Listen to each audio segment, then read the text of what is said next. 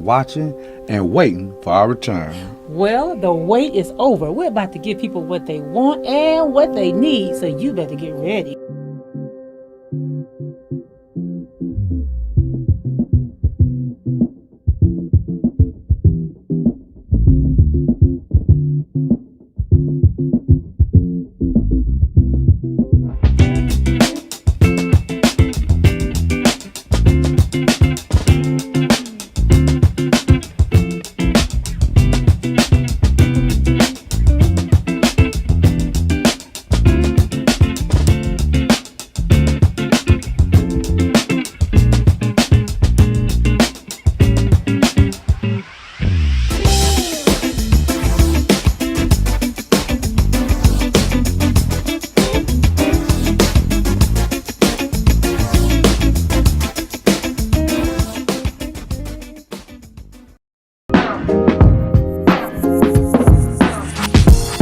Brother Dennis, where you been? I've been looking for you. What's going on, Sister Soraya? You know I've been around. Been around where? Here, there, everywhere. Guess what time it is, though? What time is it? It's time for the Soul of the City Gospel Radio Show. I mean, what's that? You know exactly what that is. Quit playing. It's our new radio show, sponsored by Higher Dimension Radio, hosted by me, yours truly, Sister Soraya, and you, Brother Dennis Walton. Well, it's about time. I mean, you know the whole world been watching and ready for our return. Well, we can let them know that the wait is over, because we're about to give them what they need and what they want, so you better be ready. Ready for what, Sister Soraya? Ready for news, information, stimulating conversation, great gospel music, and a whole lot more every magnificent Monday from noon until 3 p.m. Well, that time has finally come, so you can start your week off with Soul of the City, the world's #1 gospel radio show hosted by Sister Soraya and me, Brother Dennis Walton, sponsored by HD Radio, where you can imagine more. Oh, and check us out on Facebook, Instagram, TikTok, Twitter, LinkedIn, and our website, hdmediagrp.com. It's HD Radio, where you can imagine more.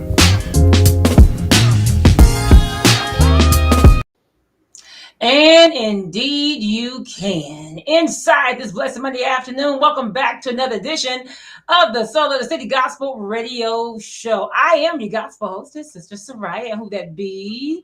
It would be me, Brother Dennis Walton. All right, y'all, welcome back. 2 minutes after the hour of 12 o'clock p.m. inside this Monday afternoon. Today is December the 20th, and we are 5 days from Christmas Day. Jesus. Yes, Jesus. 5 days away from Christmas. 5 days from Christmas Day. Merry Christmas, everybody. Man. And you know what? The weather is absolutely beautiful. It is. Speaking of the weather, it's currently 38 degrees here in the Mill, mostly sunny skies. Partly cloudy conditions, though, from 1 to 3 p.m. today, with mostly cloudy conditions expected at 3 o'clock p.m. So they said last night on the news, Dennis, that there will not be a white Christmas. Really? Yeah. 30% chance it would not be a white Christmas. Man. So what's the forecast? What's the temperature supposed to be? It's supposed to be about 30 degrees, 35, Oh, 38 type thing. I'll take it. So yeah, so there you have it. Yeah, you wanted to be a white Christmas? I did. We haven't had a white Christmas in so long. So you wanted all that snow? Nevertheless, I'm grateful. Whatever Well, we I'm just have, saying, I know. You wanted to snow? I did, yeah. We haven't, Not me. yeah, it's all good. I'm so over the snow. Hey, but The hey, older I get, the worst is yet to come. How about that? I'm not claiming that. Nevertheless, we have so much in store for you today. Coming at 1 o'clock p.m., we're going to have Mrs. Wanda Montgomery. Who I'm really excited to, Yes. to talk with and interview. Yes.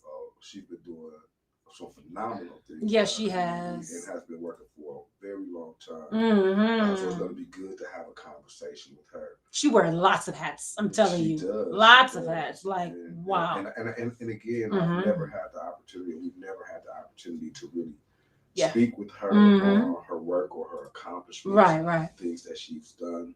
So it's going to be exciting to really get into what that looks like and what that is. Can't wait. All right, let's jump right into the news. Dennis Walton, we have so much news to cover right here in our city alone. We know that there has been, oh my God, where do we start? Where do we begin? We begin with prayer. Okay. Right now we are asking for, there's a missing teen that's been missing since Saturday. Okay.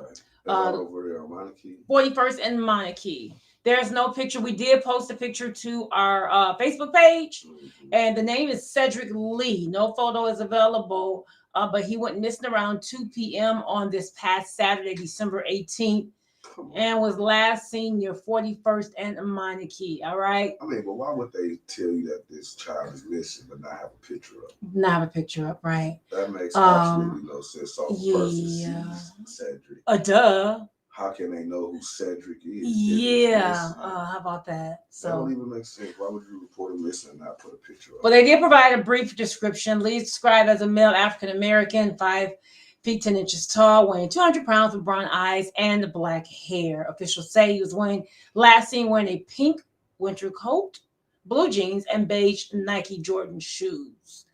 Police also say that Lee was last seen getting into a 2004 Chevrolet Impala, occupied by unknown males. So anyone with information on Lee's whereabouts is urged to contact Milwaukee Police at 414-935-7272, 414-935-7272. All right. So the description is right there on our Facebook page. And speaking of our Facebook page, please go there, become our friend at HD Higher Dimension Radio, HD Higher Dimension Radio. You can see us live there right now as well. You can see Dennis' nice Dollar Tree glasses. These are not. You can see my is there Stein Optical? Stein Optical still in existence. Stein, you can see my Stein Optical Dollar Tree good glass. For the record, these are not Dollar Tree. So yeah, you can go to our Facebook page and we're on there right now. Feel free to comment as well.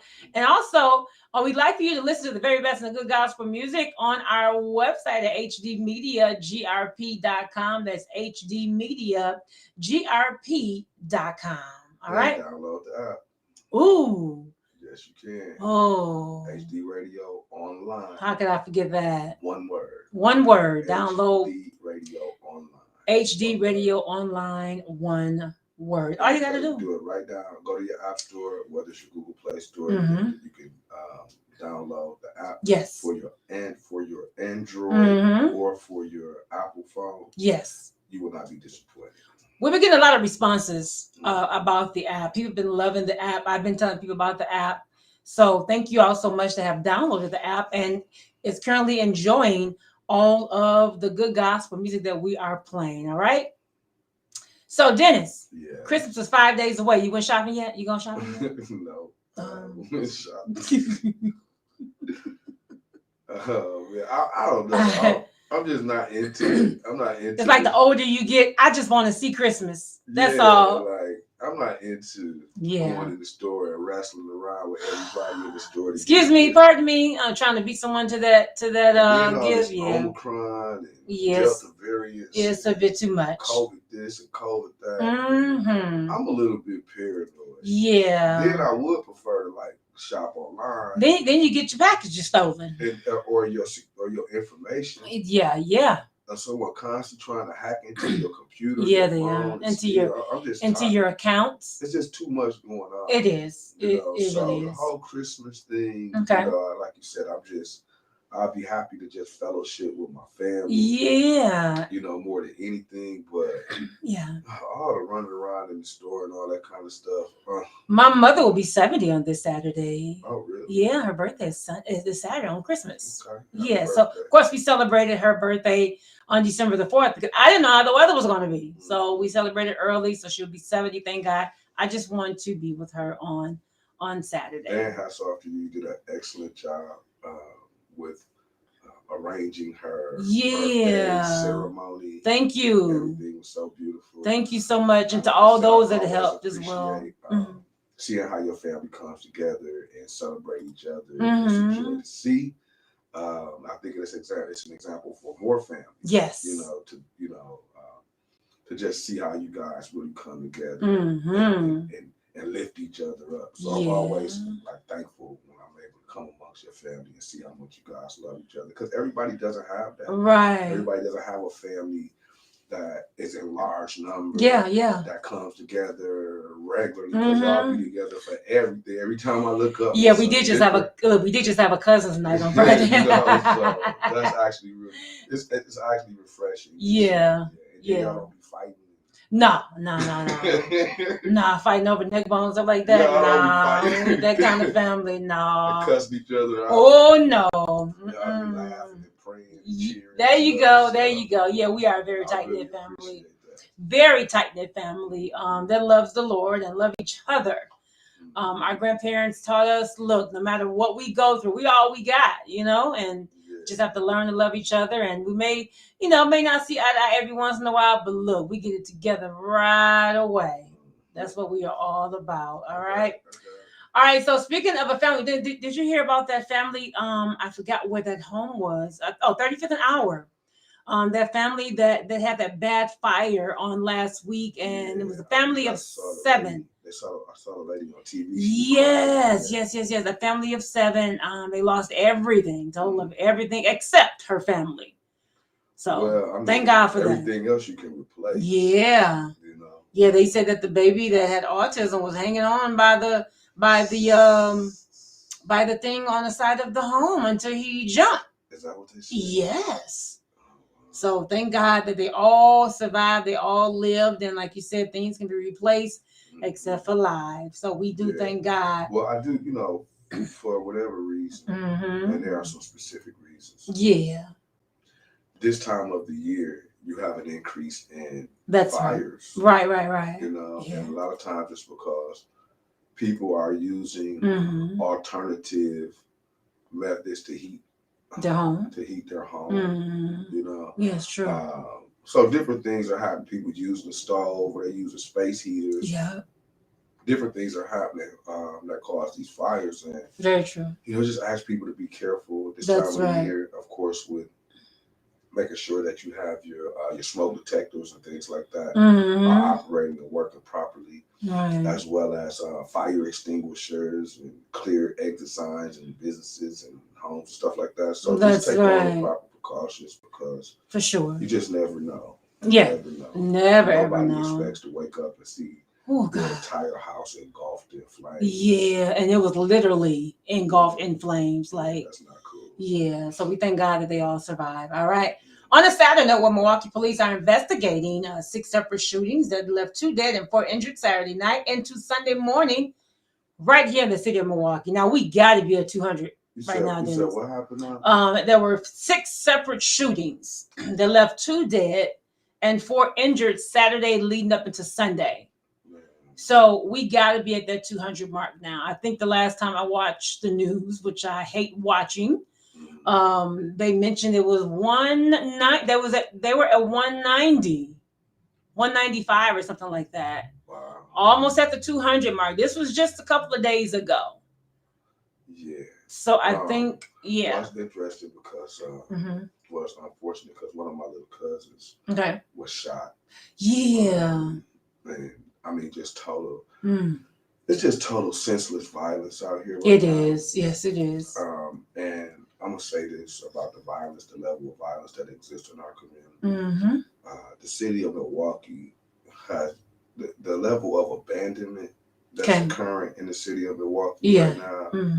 It is the word I'm looking for. It's unacceptable. Yeah, that's right. It's unacceptable for us to sit here and just to be allowing crime to just ravage our communities the way that it is. It's really bad out here. I'm just gonna say. Like you have to be so careful. Like you can't take anything for granted. Yeah. Because you got all these people that's walking around that's dysfunctional and just thinking that being dysfunctional is normal.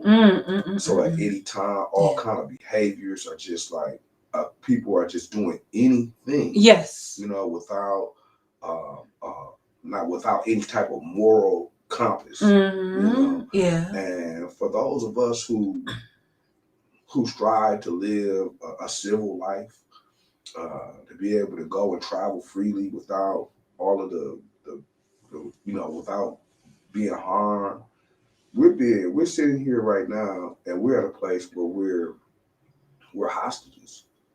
The good people, the hardworking people, the mothers, the fathers, the children, the people who just want to live their life are totally being victimized by an element of society that we should have some type of grip over. We should have some type of control over. We should not be allowing this much crime to exist. Very true. And there should not be no level of innovation or creativity when it comes to resolving the problems. Man. And now I'm sitting here, and I'm just saying, I'm looking at all of the politics that's going on around our community. You know, people are gearing up to run for mayor. Yeah, we're gonna get into that. I want to get your thoughts on that. Yeah. All these offices. Yes. Mm-hmm. Man, it's unfortunate because no one is really genuinely concerned about helping the people overcome their problems.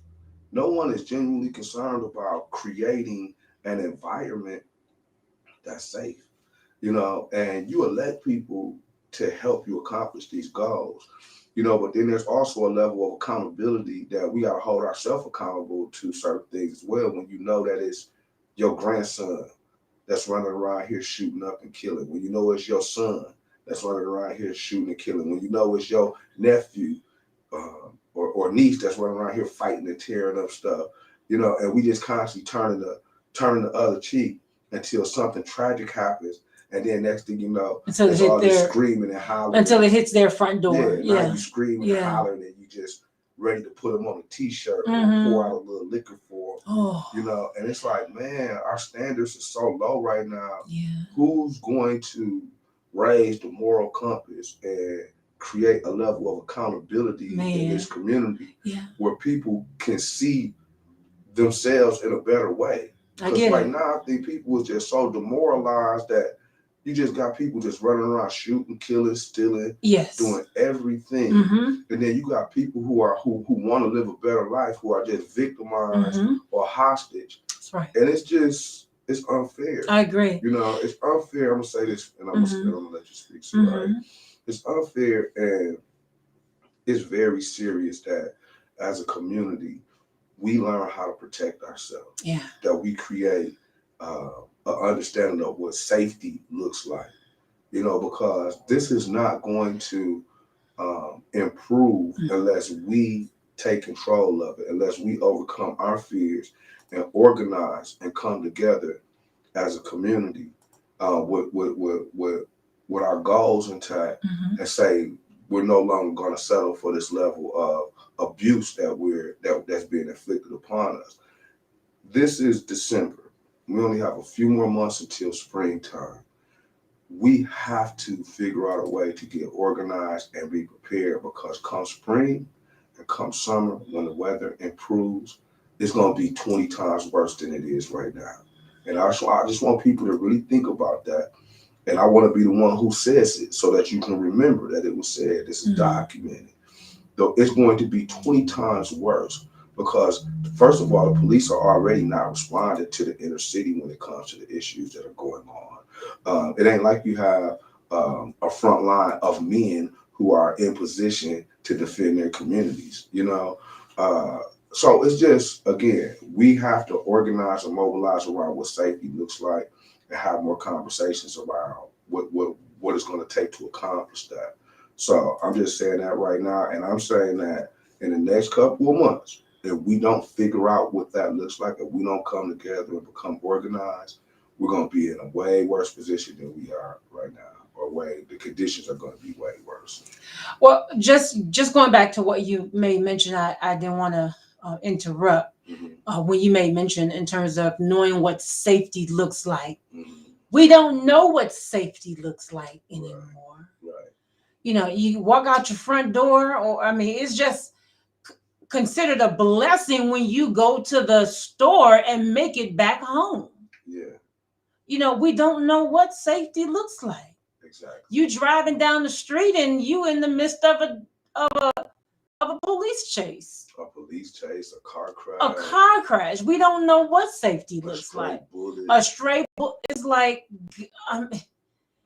So, getting to the bottom line. Is there a bottom line? Is there a solution? Well, again, That has always been the question without an answer. Well, again, I'm not going to. I mean, because just to say the least, let me just say this right quick, Dennis. Go ahead. A lady was just shot on the highway. This has never happened until like recently. Who shoots on the highway and people are getting shot on the highway? Yes, a lot of that's been happening. A lot has been happening lately. What happened like, with that situation? Well, she was driving and she figured and she realized she was shot. And this happened around 7:45. Man. 7:45 on Saturday night. 20-year-old woman was taken to the hospital after she was shot while driving. She just on the highway and mind her business. See, so it's like I'm tired of it. You know what I'm saying? It comes to a point where when you get tired of it, when you get fed up, you're gonna have to, fight back. Oh my God. And I'm not going to make the assumption that we're not intelligent enough to figure out how to solve our problem. Okay. I'm not going to assume that we're too stupid or uneducated to figure out how to resolve the issues in our community. Okay. I really believe that we have enough talent and enough intellect to figure out these things. Otherwise, it's over with. If you know what I'm saying, if we just gonna say, well, it's nothing that we can do. It's been going on for so long. So I get it. Yeah. And I think that, we're getting to a place where people's back are against the wall. And when your back is against the wall, you got to come out fight. Yes. You got to take it back. I think, again, we've been just so demoralized and just wimped out and punked out to where anything goes. And we got to come up out of that. We got to have some resilience. Oh my God. We got to have some resistance. We got to have some pushback, some fight. Yes. Because if we don't, it's not stopping that individual from climbing through your window. It's not stopping that individual from shooting up your neighborhood or your community. Definitely. All of this stuff is just like, when you look at the condition that we're in, and it's a lot of different things. You look at the community. You got, first of all, it's unhealthy. You can't find no healthy food nowhere. Oh, yeah, right. How often do you see somebody just walking down the street eating an apple or orange or eating a banana or a fresh, healthy salad or banana or something like that. or something like that. No, you eating hot and flaming. Yeah, you eating hot flaming chips with cheese and meat on it and all this kind of stuff. Yeah, them called walking nachos, Dennis. Whatever. It ain't nothing but every time you see the kids, they running in the store eating all kind of potato chips and cakes and snacks. That's true. That's true. What else? I get everybody going to the store buying natural ice and Milwaukee's Best, the worst kind of beer, the bottom of the barrel beer. I wouldn't know that. I know because these my friends. I see them all the time. Right. Just unhealthy. It's a liquor store on every corner. How's it a liquor store on every corner? 2 or 3 of them, but no healthy places to eat. Yeah, that's true. You know what I'm saying? I get it. So if you got a community that's unhealthy as far as how they're nourishing their body and what they're putting in their bodies, what they're eating. For sure. And then you put alcohol on every corner where people are just getting drunk. Then on top of that, people are not employed. Most of the men can't even get a job. In trouble. They're felons. You're right. Where they're just so out of the mindset of being employable that they just out here in the community. And then on top of that, you can oversaturate the community with guns. Irresponsible guns in our streets. Then on top of that, we got COVID. And on top of that, you got Omicron. A man-made virus that they didn't put out here. Yeah. That's destroying everybody's life and got everybody in panic. Under pressure. Yeah, for sure. All right. 24 minutes after the hour, 12 o'clock p.m. We need to hear some good news. Yeah. Is this some good news? Your boy is a free man. Ooh. Take a wild guess. Is a free man. O.J. Simpson. O.J. Simpson is a free man, 74-year-old That's good news. Former football hero and actor acquitted. California murder defendant and convicted Las Vegas armed robber was granted good behavior credits and discharged from parole on December the 1st. Is that good news? You tell me. Yeah. Okay. I mean, He's completely a free man. Man, he's 74. Yeah, OJ. I mean, that's Wow, he looks great. especially after going to prison. Right. You got no choice. You bad. He ain't got no choice. Like, Dang. yeah. So he's a free man now. So one thing about OJ is yeah, he has defeated the odds. He has, yeah. Tell me about it. So speaking of that, though, while we're talking about OJ Simpson, let's briefly talk about this spiel going on here about the suspects that are already already on bond or get or are able to make bond, and the bonds are at a reasonable low cost. I know I saw it on the news last night. It says 1 in 5 suspects are already on bond, and they are doing an investigation. Want to know why these folks and these people that are committing such crimes are out on bonds, and the bonds are so low. Okay.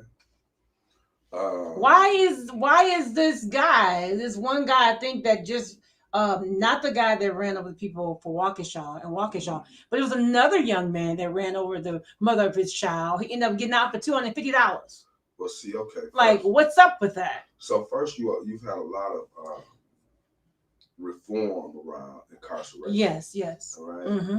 So a lot of the reform around incarceration has contributed to there being more leniency in how they go about charging people, convicting people, releasing people, right? All of those things, right? Mm-hmm. And a lot of the work around reform is valid work, incredible work. Okay. But I think we forget about the fact that sometimes in our work, and especially in the incarceration reform piece, that there are people who really need to be locked up. I'm telling you.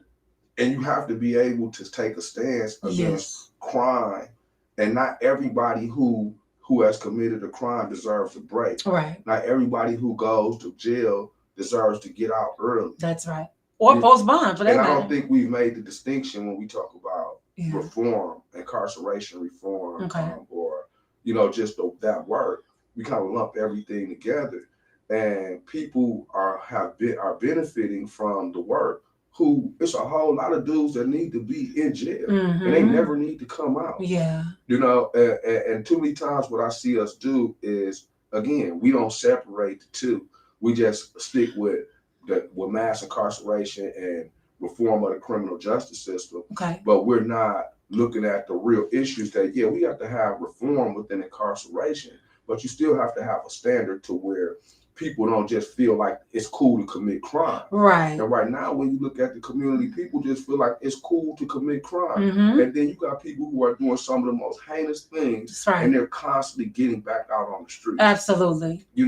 Personal recognizance bonds and all of that. Right. Some people deserve to be able to get a personal recognizance bond, a signature bond, so they can come home, depending on what the crime is. Right. But when you're constantly letting out people who are repeated offenders, and who have a history of doing things that are negative, somebody got to be held accountable to that. And who is held accountable for that? Who is responsible for that? Because right now, again, they said now they got the DA in hot water as if he made this issue, or made his assistant made a mistake in allowing this bond to be $1,000 for the man that ran over people in Waukesha. Again, we're gonna be like I said, I'm gonna be reaching out to John Chisholm. Yeah.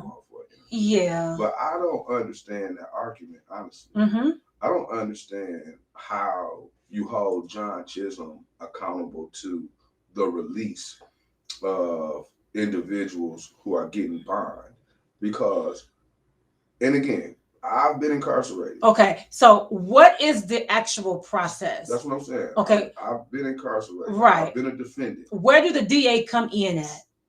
The DA comes in and argues against you being free. Okay. Okay. So when you're charged with the crime, Mm-hmm. you have your defense, which is your lawyer or your public defender. Okay. And your public defender is saying, Your Honor, this person is a good person. Okay. They're a family person. They have a job. They just made a mistake. And I would ask that you allow this person to get out on this amount of bail. Okay, so they determine your bond. No, they make the request. They make the request. Okay, and then the judge. And then the DA says, nah, this person did. Okay. A, B, C, D, E, F, and G. They've been in this trouble, that trouble. They've done this wrong. They've done that wrong. Right. They're constantly getting into things, and we argue that the bond be higher. Okay. That you don't let them out on $1,000 bond. You make it a $5,000 bond. Okay. Okay. And then the judge says, okay, yeah, I approve the $1,000 bond or I approve the $5,000 bond. Okay. The judge can overrule the DA whatever request. So even if a lawyer presents a low bond for a defendant, okay, and the DA doesn't say anything at all, the judge still can come in and say, no, that's not acceptable. That's unacceptable right there. Yeah. What we're going to do is we're going to make this bond $10,000 or $50,000, or you're not getting no bond. Right. The judge is the one who has the discretion, So I think you can't just blame no one person, And then the way that and then what's happening is this: there's a lot of people who do deserve a break when it comes to getting caught up in any type of criminal activity. Now, when you say a break, are you talking about the signature bond? Getting on the signature bond, people deserve to have some leniency, based upon what their circumstance is. Okay. Right. Some people just genuinely make mistakes and get caught up in the system. Okay. Some people are, again, they don't necessarily need to be incarcerated for what's going on in their life or why they're in the system. Okay. Not everybody needs to go to jail. Okay. Not everybody needs a $10,000, $50,000, $100,000 bail. Not everybody deserves for the judge to just be like, no, you can't get out. Some people deserve that leniency. But it's the idiots that's out here that's just doing all this heinous acts and just ravaging the community with crime and creating all these horrible circumstances. Yeah. They're making it bad for everybody. Yeah, they are making it harder. What's going to happen moving forward? Yeah. Is that laws are going to tighten up and get stiffer. Penalties gonna get stiffer. A whole lot stiffer. Yeah. And ain't nobody gonna get no bail. Ain't nobody gonna get no leniency. Yeah. Because the judges is gonna be too afraid to be lenient on you because they know election time is coming around. Right. And what they're gonna do is they're gonna make sure that they keep you incarcerated. Yes. So here are some examples here. I'm reading right here. It says, in fact, George Real was already convicted of killing someone just 5 years ago. The fatal hit and run from 2016 earned him probation rather than prison time. Now, when Real was charged with leading police on a high-speed chase in 2020, his bond was set at $3,000. He posted it and got out and kept driving.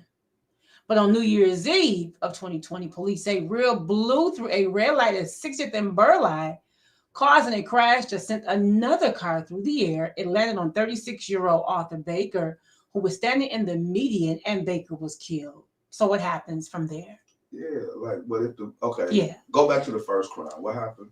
So in let's see, in 2016, he was just convicted of killing someone just 5 years ago. Right, in a vehicle? Yes. No, it just says convicted in 2016 of killing someone. Yeah.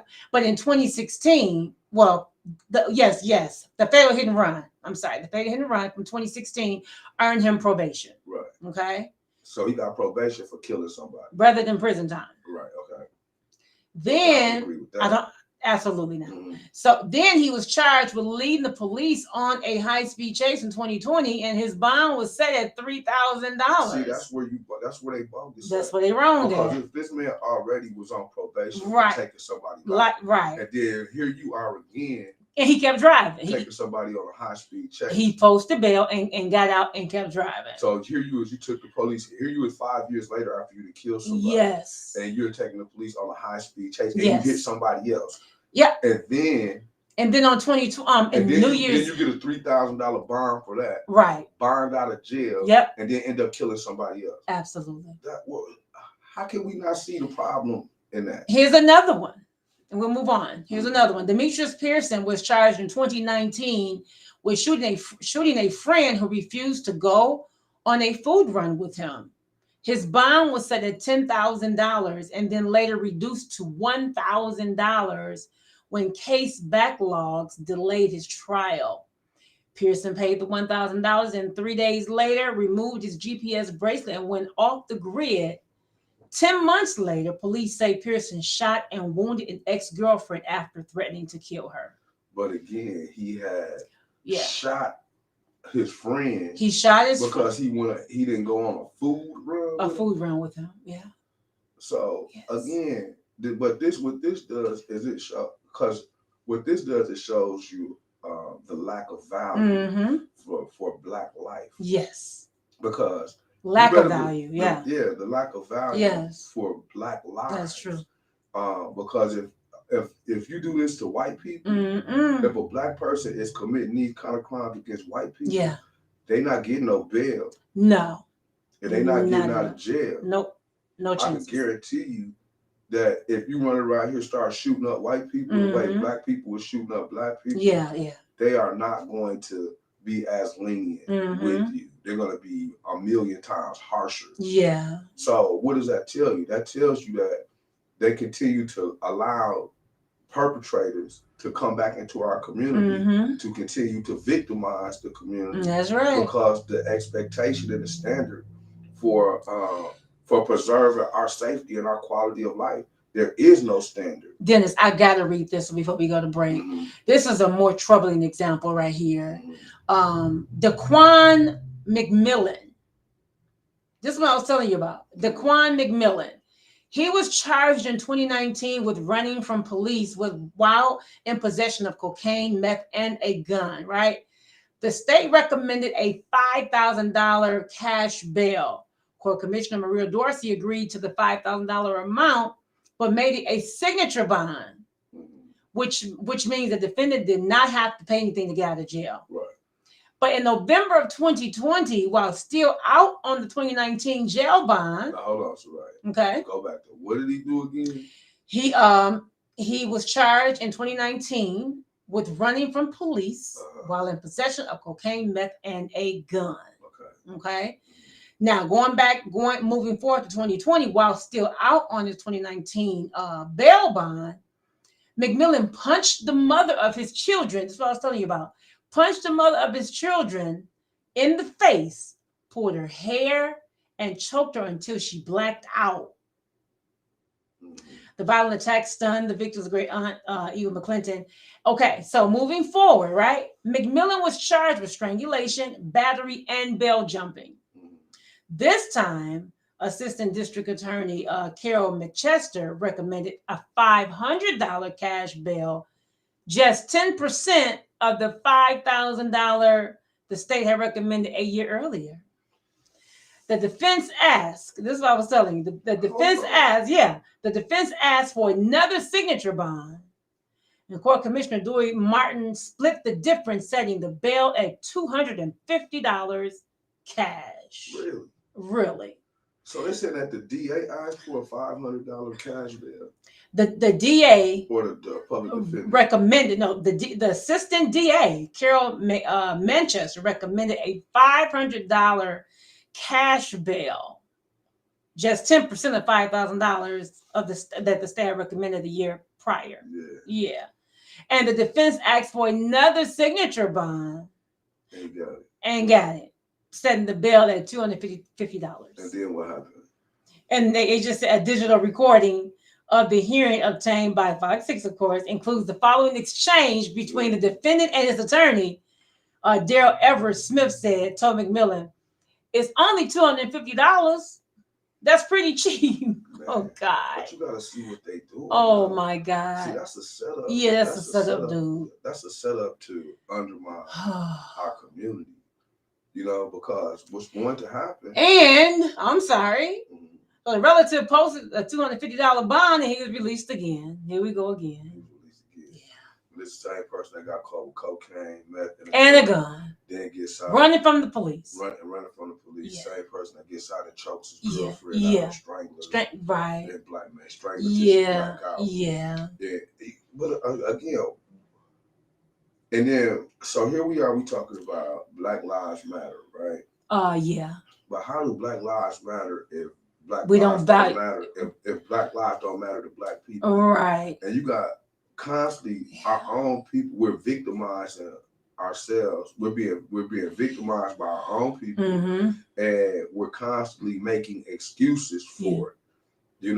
We're making excuses for why we're allowing our own people to victimize us instead of holding ourselves accountable to the circumstances and the situations. I don't really want nobody around me that's running around with meth, cocaine, and guns, and that strength, and they mamas and all of that. It's like, where do we draw the line at as far as having a civil society and what behaviors we expect from our people? And right now, it's like our expectations are so low. It's like anything goes. You could just go blow somebody's head off, get back out of jail freely. We just think that's acceptable. You can go choke and beat, your baby mama or whatever. We just think that's acceptable. You can sell cocaine and do it, all this, and we just think it's acceptable. People got to do people are doing what they feel they have to do to survive, and you got people hustling in every kind of way. That right there, when you have the society the way that it's been, the way that our society has been, the way that it is right now, you have to have an understanding of that. You know what I'm saying? You have to have an understanding of drugs and crime, of course.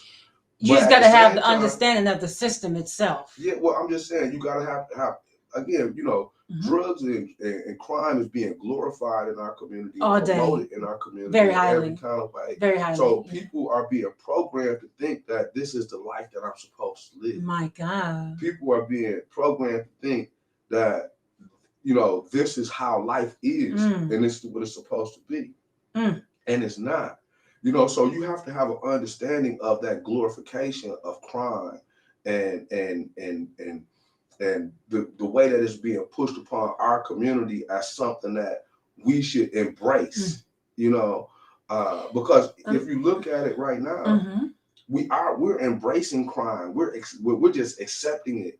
It's not unacceptable to us. Yeah, someone gets shot. Oh well, let's move on to the I get making it. Excuses for crime. Yeah. We keep making excuses for why this man just did this heinous act, and then now we trying to feel sorry for him and give him leniency. And a lot of that has to stop. That's right. I don't want nothing to happen to you.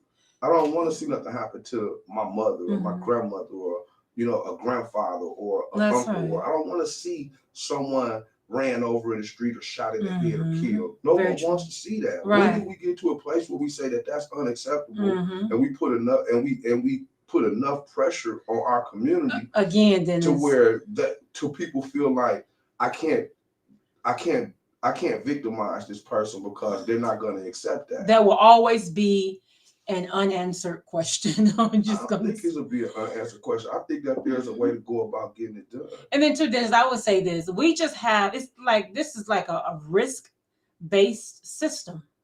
Man, it's a risk-based system. Like, what do you mean by that? Because it's like we just taking a risk. They just taking a risk in terms of the system. When they go into the system, okay, they get back out. They go back into the system. They get back out. You're saying the perpetrators are taking a risk? Yes. They don't care. It's a condition. Look, like I said, don't get me wrong. I've been to jail before. I've been to jail more than I should have been to jail. I've sat in the county jail many a nights, and been caught up in the system for different things, for things that I've done and things that I haven't done. Yeah. I've been not guilty and been in jail before. I've been guilty and been in jail before. So I understand, but so it's not like I'm not a person who don't have the experience of being incarcerated. Yeah. Right.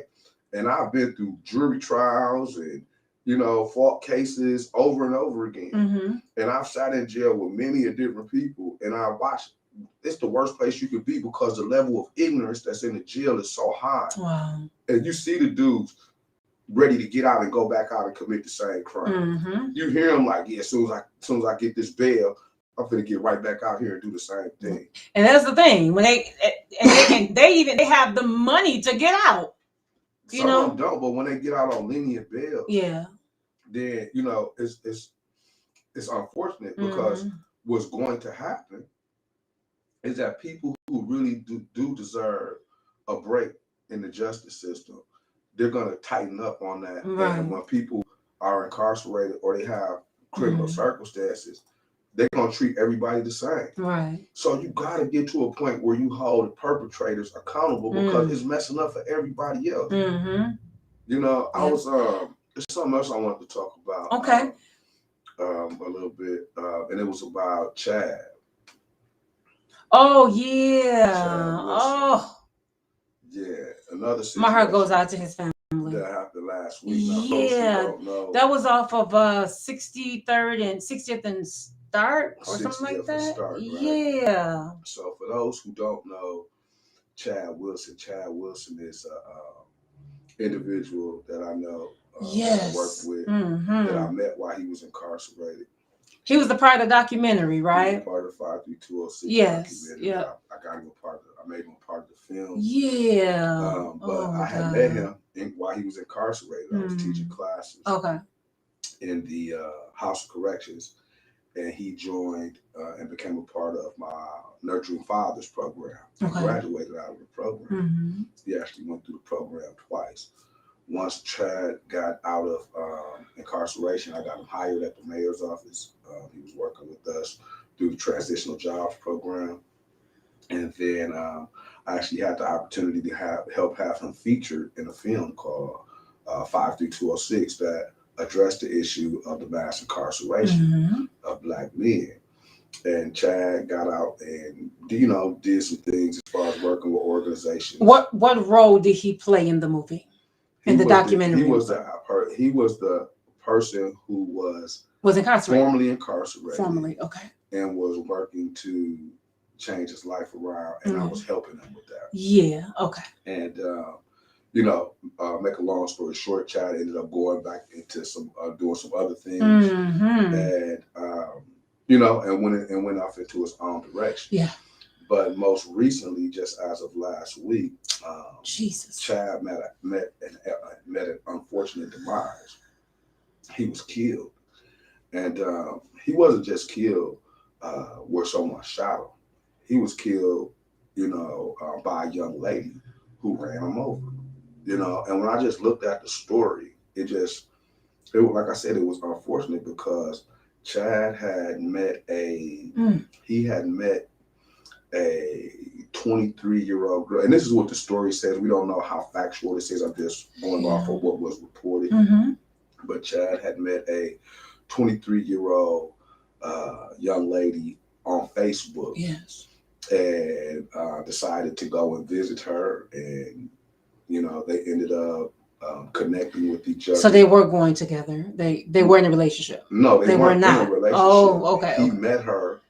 It was 24 hours. He had met her 24 hours prior on Facebook, and then they hooked up. After he met her on Facebook, he went to go visit her. While he went to go visit her, they were doing cocaine, and they were drinking alcohol, and whatever happened, they got into an altercation to where the young lady got upset, and he got upset. He tried to, I guess, put the young lady out of his car, out of his vehicle, which was out of his truck. So the way that the news reads is that she jumped out the vehicle, he jumped out the vehicle, and they were arguing. And then she took a knife out and started stabbing him. And she stabbed him 3 times.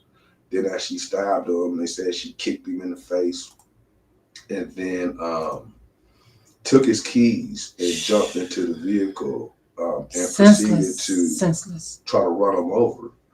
And he tried to get out of the way. Yeah. She tried to hit him a couple of times. Mm-hmm. And then the witnesses say that they just saw his body disappear, and that they saw the truck just like go up and down. Jesus. And then she ran him over. But then after she ran him over, she backed over him And closed his eyes. No. After she ran him over the first time, she backed over him again, and then ran him over again. So she ran him over like 3 times. And she said that she specifically ran over him 3 times because she wanted to make sure that he was dead. He was dead, She was fearing for her safety. And she thought that he was going to try to kill her. Okay. And she said she believed he was going to try to kill her because she thought that he had a gun and that he was connected to gangs and all of this kind of stuff. And then after she ran him over, and bagged over him and then ran him over again, after stabbing him 3 times. Yes. She returns back to the scene while he's dead. Yes, she did. And she closes his eyes for him. Now this is not me making this stuff. No, it's true because it's very the news reporting, and this is what she told the that was like out of a movie. And it's unfortunate because again, if you go back and you look at the 53206, it becomes very significant now when you see what his aspirations were, and what we were trying to accomplish, and then to see him meet such a tragic demise. That's right. But then for this to be just so natural for her to say what she did, as far as taking this man's life, and what they were doing, doing cocaine, doing alcohol and drugs. He's 41, she's 23. And it's just like all of this behavior led to this type of tragedy. It's unfortunate. And again, what do we do in our society when we have these type of circumstances just becoming so common? Right. And I just want to say, to Chad, oh my God, rest in peace. Man. But that was just, we got to look at these circumstances and study them. It's so sad. So we can figure and use them as examples so that we don't have these same type of occurs. Definitely praying for his family. Our thoughts and prayers are with his family. All right, y'all, 52 minutes after the hour of 12 o'clock p.m., just 7 minutes away from the exclusive interview with Mrs. Wanda Montgomery. All right. Be right back right after this. It's the Soul of the City Gospel Radio Show. Keep it here. It's HD Graphic Design and Print, where they provide innovative and quality designs. They provide custom business cards, flyers, obituaries, event tickets, t-shirts, banners, and more. They are the one-stop shop for all your graphic designs and printing needs. Call today at 414-699-7729. That's 414-699-7729. Or visit them on the web at hdmediagrp.com. HD Graphic and Print. Let them make your next event a memorable one.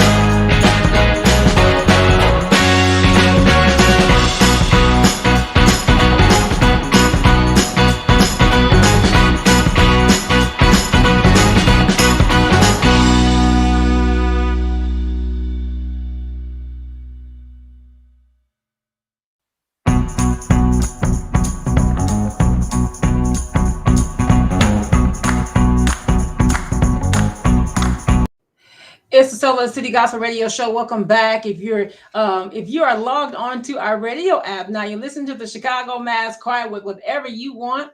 My God's got it inside this Monday afternoon. The time now is 2 minutes after the hour of 1:00 p.m. And as promised, we have Mrs. Wanda Montgomery on the line. How are you?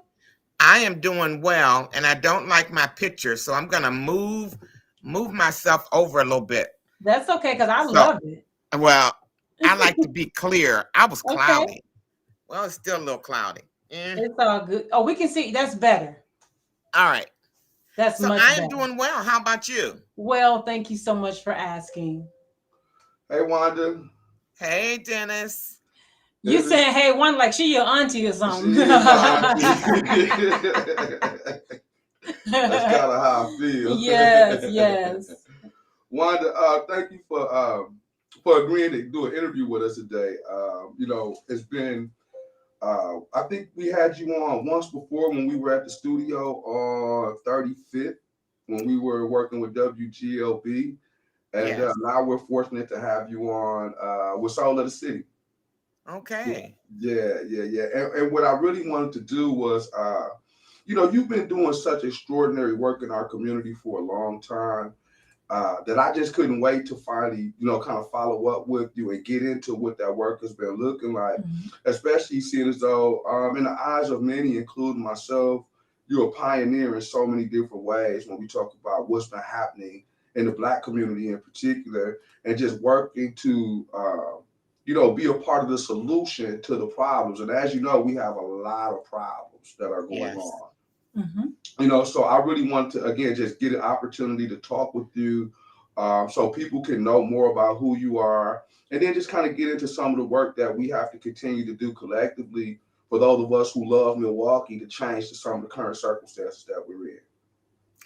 Absolutely. So, both of you probably know that. I mean, I don't know how many in your listening audience, but my entire career, professional career, has been in the area of education and advocacy on behalf of Black children and their families. Mm-hmm. And so I've spent 40 years plus working in that arena, from early care and education to housing, W-2, child welfare, and then I ended my career professionally, or I should say in a paid position, a year ago from Children's Wisconsin.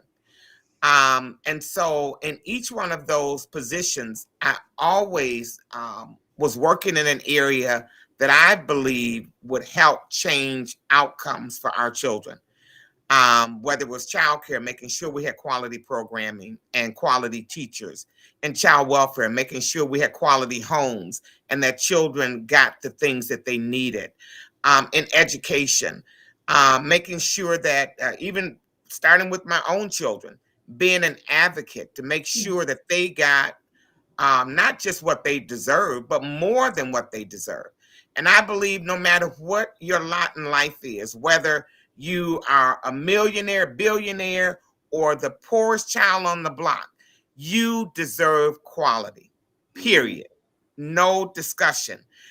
You don't, if you're going out to buy a car, you can make that choice. I want a Rolls Royce as opposed to Pinto, and y'all may not know what those are.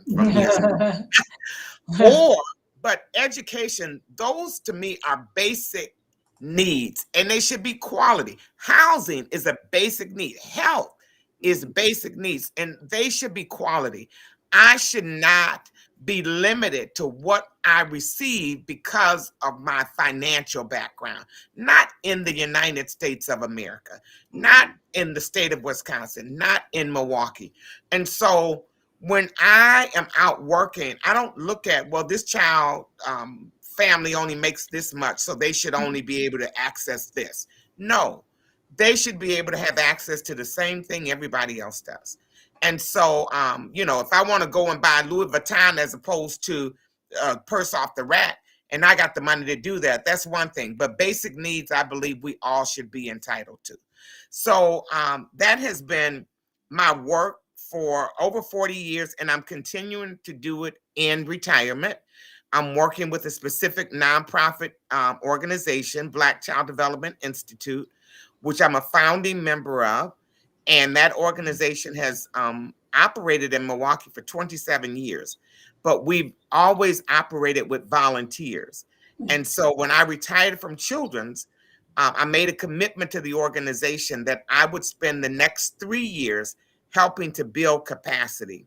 And that is stabilizing the agency where we have office space, which we have now in the first year, that we hire staff as opposed to consultants. We're doing that right now. We have one staff person and we're looking to hire another, that we would get stable funding.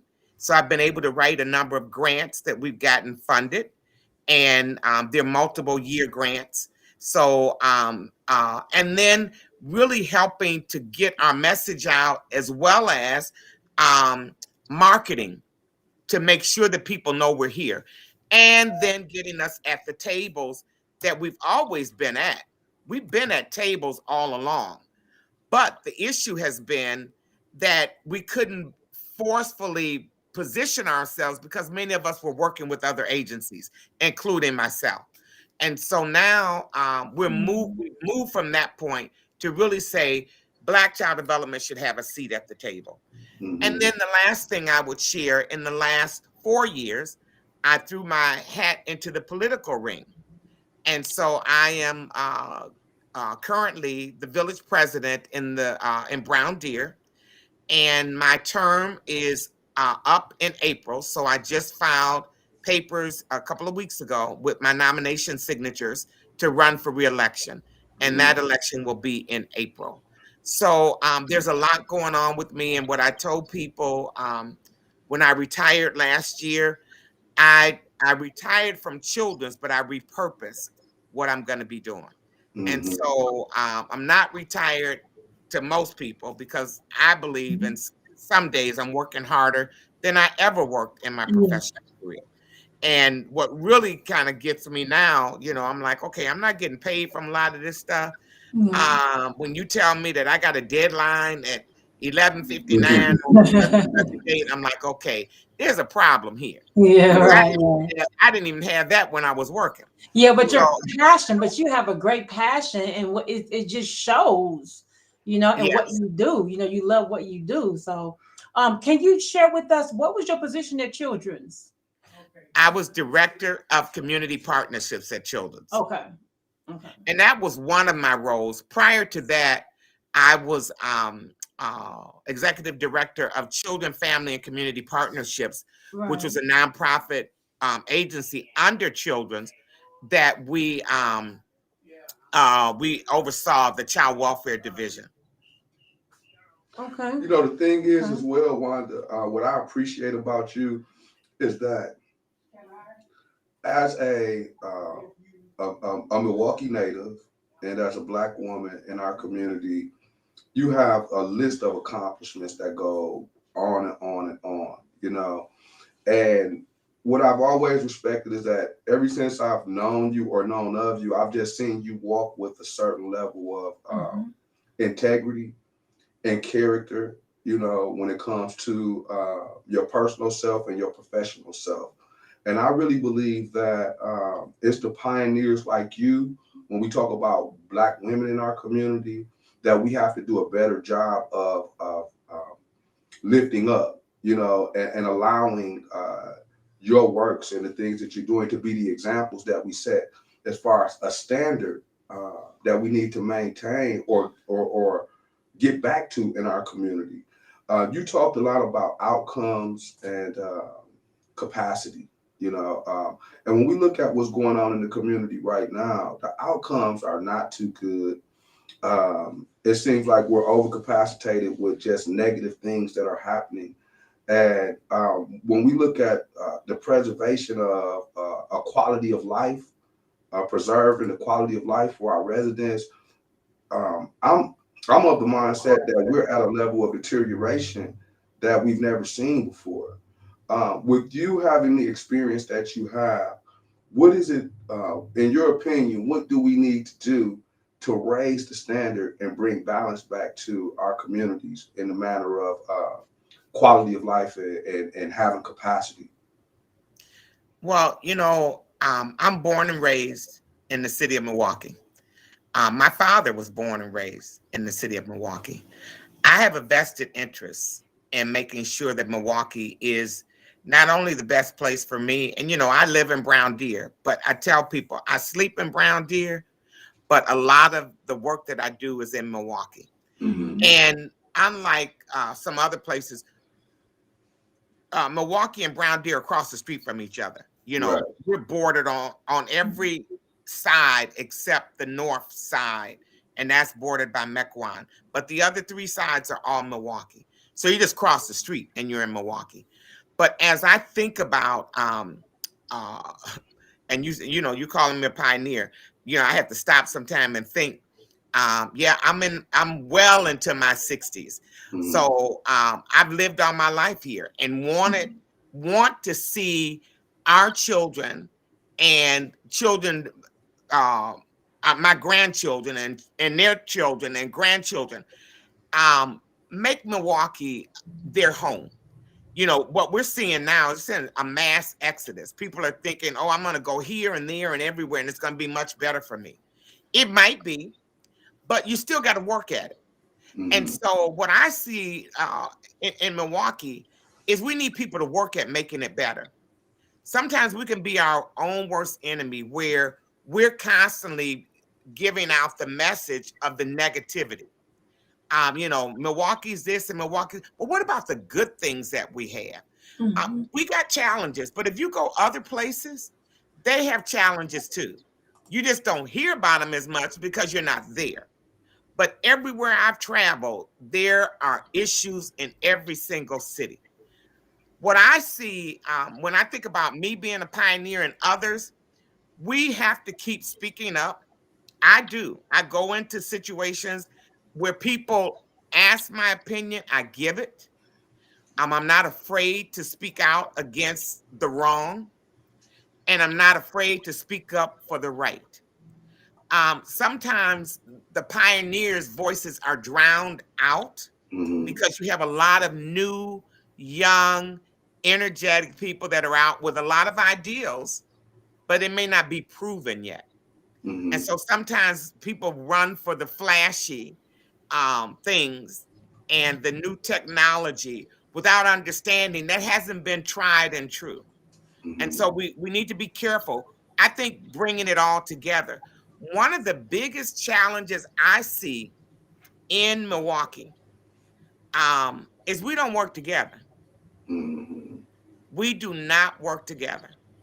If I get a slice of the pie that maybe you thought you should get, instead of you saying, you know what, you got it, I'm going to come and work with you so that we can improve outcomes for our children. Instead, you go home and say, I'm going to wait, I'm going to see if you are successful, or I'm hoping that you fail, and then maybe the next time around, I can get the dollars. Mm. The problem with that is babies are still dying. Yeah. Mm-hmm. Kids are still failing. That's right. These young people still stealing cars. Health outcomes are horrible. Families are living in dilapidated houses. I mean, the list can Very go true. on. Very But true. we can do more and better together than we will ever do apart. And if you look at other communities, and I'm not calling no particular names, Mm-hmm. no particular race or ethnicity, they tend to come together. Mm-hmm. Look at what just happened in Waukesha. Yeah, Right. that's right. Right. Them people, they Together. not only came together, they still coming together. Yeah. Right. And Strangers helping strangers. they have made national news Yes. Mm-hmm. around what happened there. And Very it's true. tragic. But those type of tragedies happen in Milwaukee almost every week.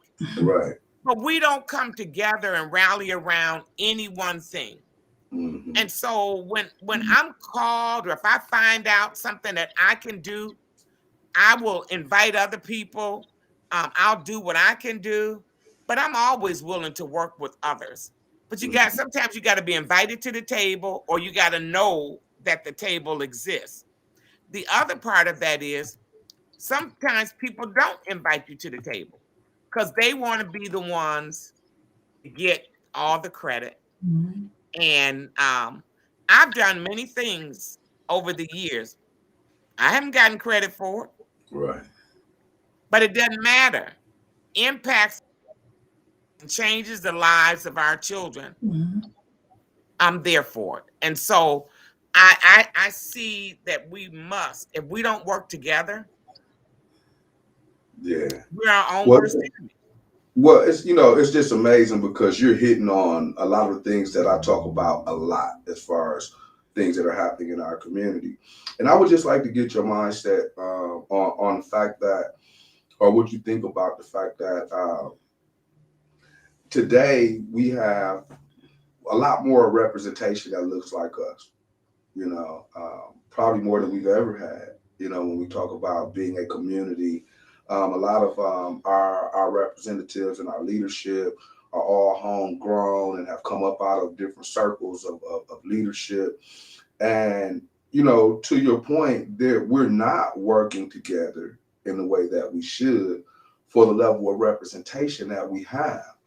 And I'm kind of baffled with the lack of innovation and creativity around collectively solving the problems. Like, I don't want to, in no way do I want to believe that we're not intelligent enough with all of the great people that we have out here in our city and in our community, that we're not intelligent enough to figure out how to raise the standards and improve the quality of life of our people. But then I look at the actual condition, and there's a level of abandonment that it seems has taken place that seems like it's almost on purpose. And I like to hear your thoughts on that. Well, you're right. We do have a lot more representation. And but before we get to the representation, we got to get to the personalities Mm-hmm. and what the plan is for those individuals. Some people, the reasons they run for office, I can't tell you. I can only say what they say. But what ends up happening, as the old folks or mature people say, the proof is in the pudding. You run for office today, and you're in one position, and before that term is up, you're running for something different. And before that term is up, you're running for something different. And so we really have to think about what's your primary goal here? What's the end game? Where do you want to be when this is all over? And so if you're not going to stay in that position, it makes it difficult for you to work with the people in that span, because that's not where you want to be. So, it's just that it's kind of like a career. You're taking a step to get to the next level. And so a lot of times we don't ask those questions of people that are running for office. We don't ask them, or when we find out, it doesn't matter because that's my friend or that's my family member or that's somebody I've known for a long time. But are they the best person for that position at that time? We see it right now. We have, and then we also have to understand the dynamics in democracy. The dynamics in democracy. You're in the minority party, and so it's harder to work because you can't get things passed because you don't have the majority. But you still have to do the work. And it's, people say it all the time, I'm working across the aisle, I'm doing this, and it is challenging. But most of these people knew that before they even ran for office. They knew that they were going to be in a minority. So what are you going to do? How are you going to make that difference?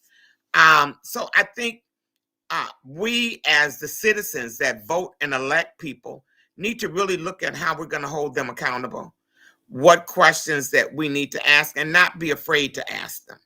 Sometimes we're afraid to ask, but also watch.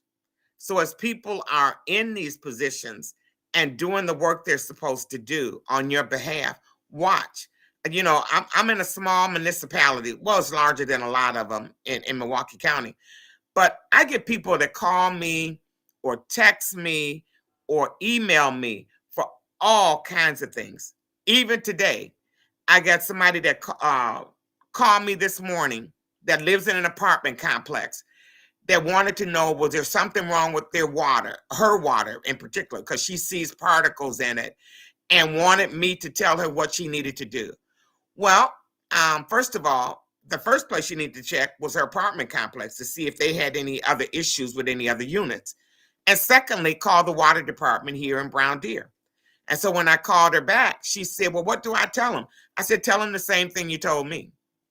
Because I have no jurisdiction. I mean, you know, we have the water department as a part of one of our utilities, but I defer to the staff. I defer to those commissioners, those people that are responsible for it. And then I got another text message from somebody who was driving down the street, and we got some road work going on. And she said she damaged her vehicle and she wants to know if we can reimburse her. And I said, well, it all depends. Where were you? Because the streets that come down through Brown Deer, all are not Brown Deer. They're operated and maintained by DOT because they're highways. Brown Deer Road is DOT. It's a highway. Green Bay Road, again, is a highway. So where were you? What happened? You know, all of those things. And so both of those people, when I responded to them, they were like, oh, you responded so quickly and thank you so much for the information. That's not really fully my role, as because we have paid staff to do that. But if they've reached out to me and I have the answer, or at least know who they should, I think it's my responsibility to do that. I don't have a staff person that they can call. They call me. So I made that commitment when I ran for office. So as long as I'm in office, that's what I will do. I will respond to every call. I'll respond to every email. I'll respond to people that stop me on the street. I'll respond to letters that they send me in the mail if they put a return address. Sometimes people don't want you to answer. They just send you whatever.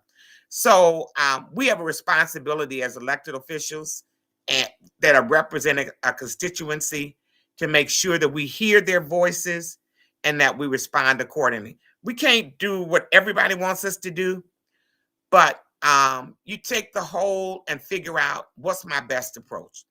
And then whatever those decisions are, own it. If I made a mistake, I still own it. If I did wonderfully, I own it, because that's a leader. I can't hear you, Dennis.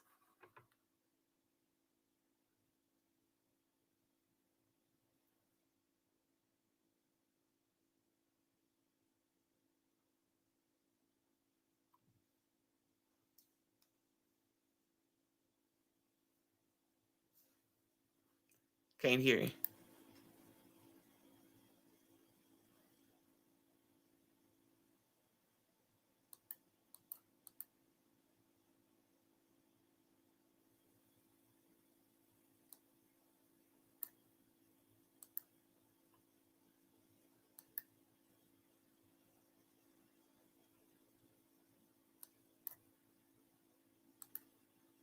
Yeah.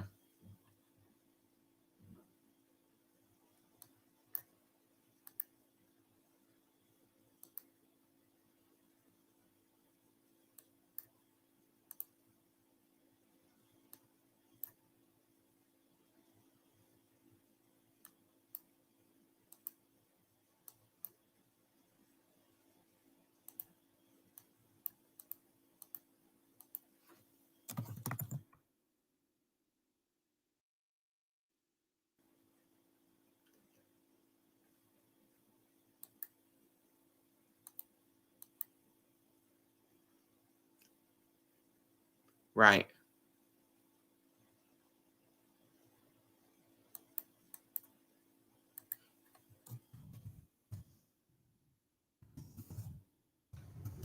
All right, so we're gonna try to get Miss Wanda back on. Oh, I can hear you now. We couldn't Okay. hear. Yeah, couldn't hear Dennis. Okay. Can you hear me now? Yes, I can. Can you hear me? Okay, there you go. There we go. Sorry All about right. that. We're still working through some of the technical difficulties. It might have been a glitch or something. But All right. is it clear again? Can you hear us? Yes. Okay, good. You know, what I was going to say, Wanda, is that just because you're older doesn't mean that you're an elder. Right. You know, and when I listen to you, there's, you know, our elders bring forth wisdom, you know, and I think that that's really, really important to remember and to point out that we need a certain level of eldership in our community that conveys wisdom so that we can learn from the experiences of those who have come before us and who are still here doing things, such as yourself, at a high level. Mm-hmm. And, you know, you just said some things that one of the reasons why I appreciate talking to you, because Dennis, you went out again. Go ahead. What about now? You're back. Okay. Me being a little bit younger, I'm a bit more radical, and I probably wouldn't say the things as diplomatically as you say them, you know. But you're being, you know, so I can appreciate the really, way really, he's not calling you old. Just well, but you know, and he's saying that, but I'm in circles that I've had to say some things. Yeah.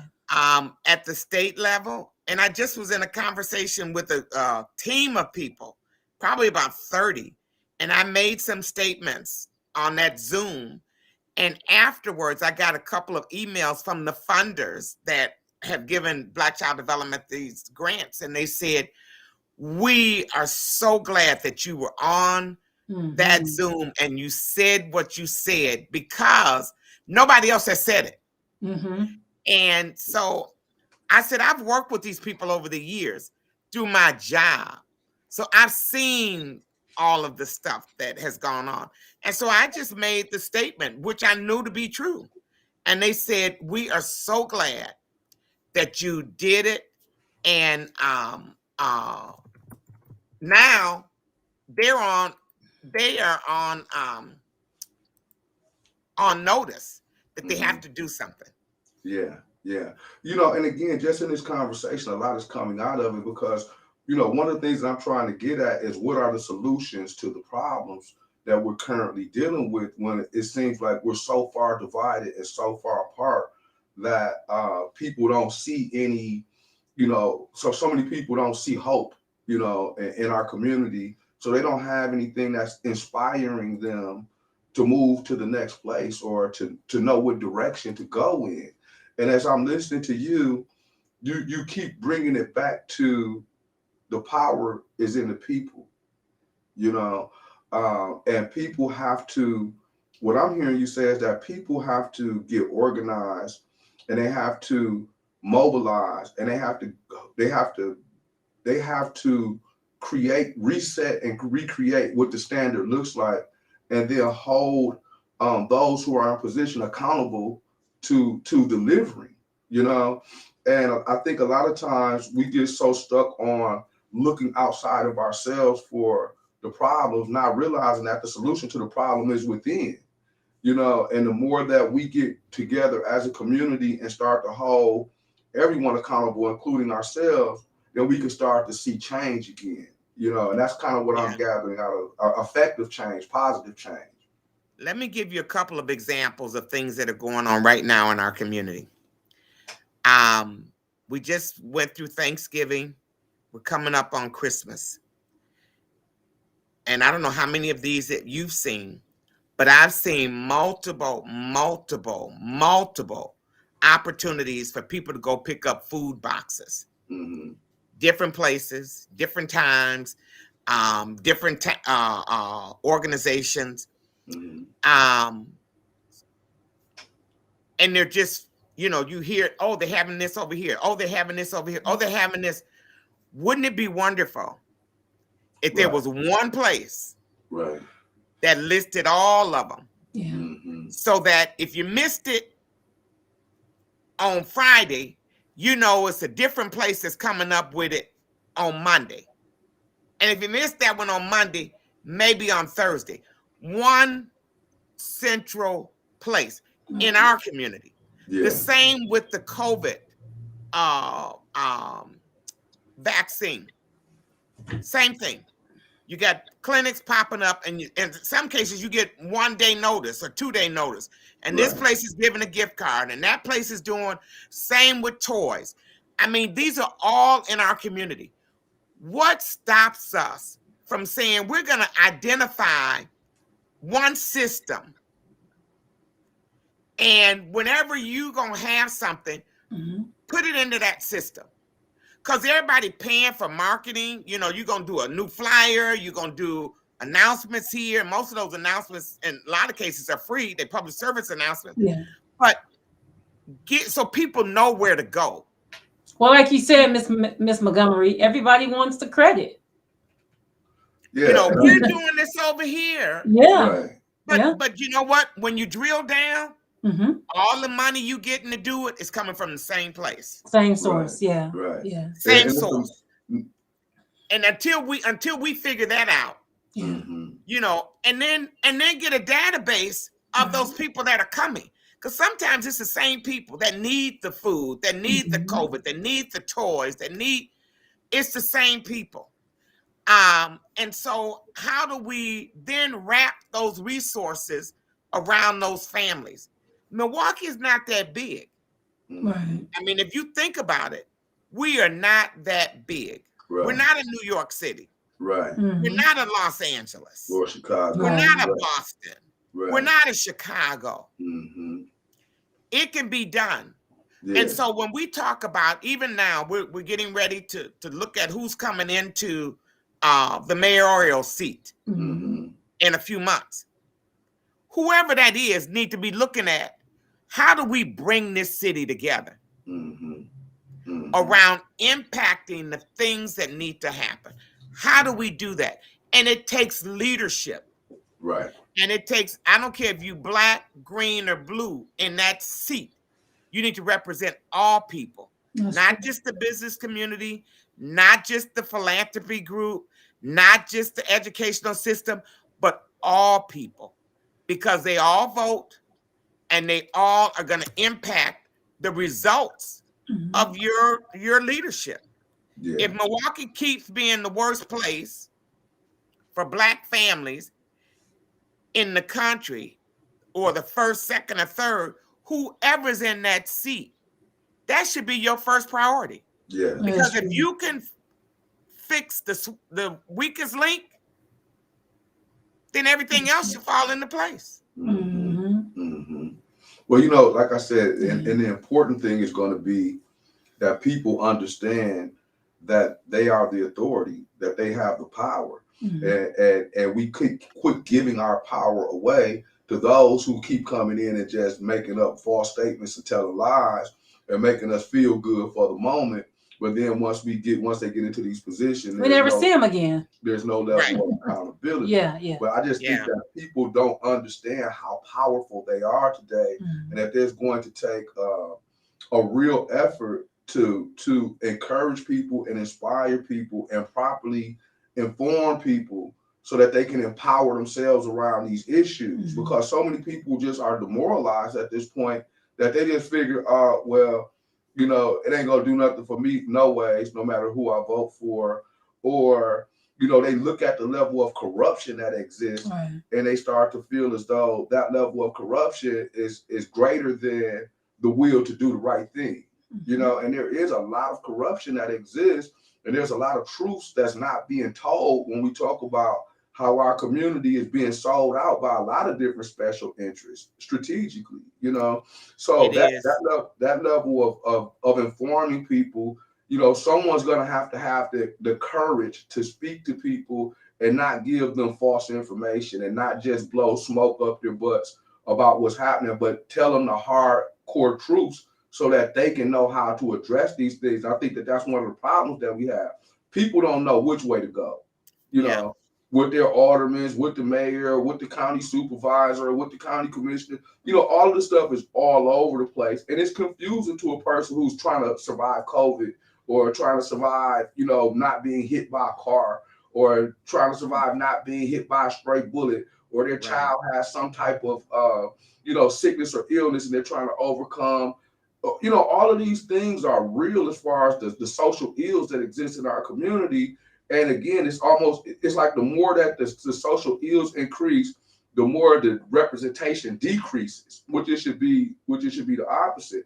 And just going back to what you were saying, in your position, there are many things that you do that you're not necessarily getting paid to do, but you hold yourself accountable, you hold yourself responsible to responding to people effectively. And sometimes that's all it takes is a response. People need to know that you're engaged, And one of the things that I want to address with you as well, before we go, is that, I don't think people understand how hard you've had to fight to be in the position that you're in, and I think you wear your resilience very well, with going up against the powers that be or people who may have been against you.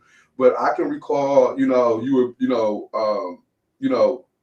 in the past, you were stating that not everyone was happy about you being in the position that you're in.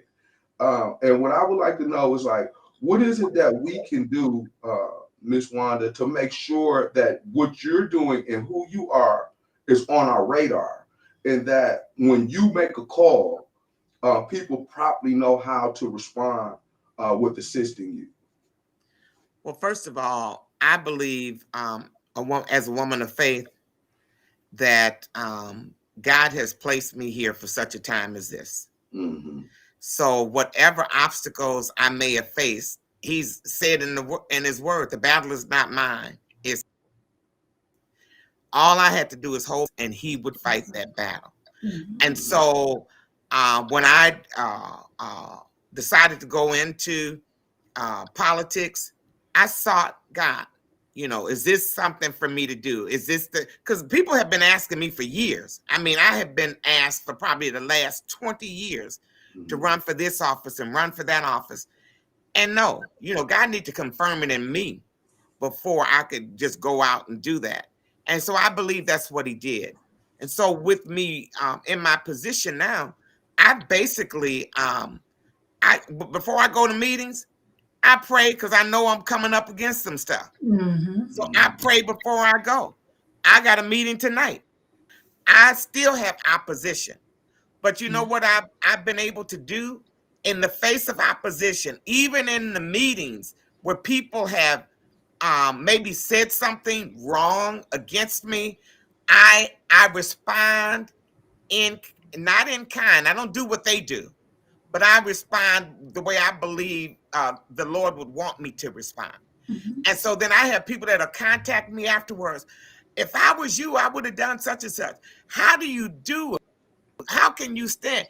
Because God placed me here for such a time as this to do what I'm doing.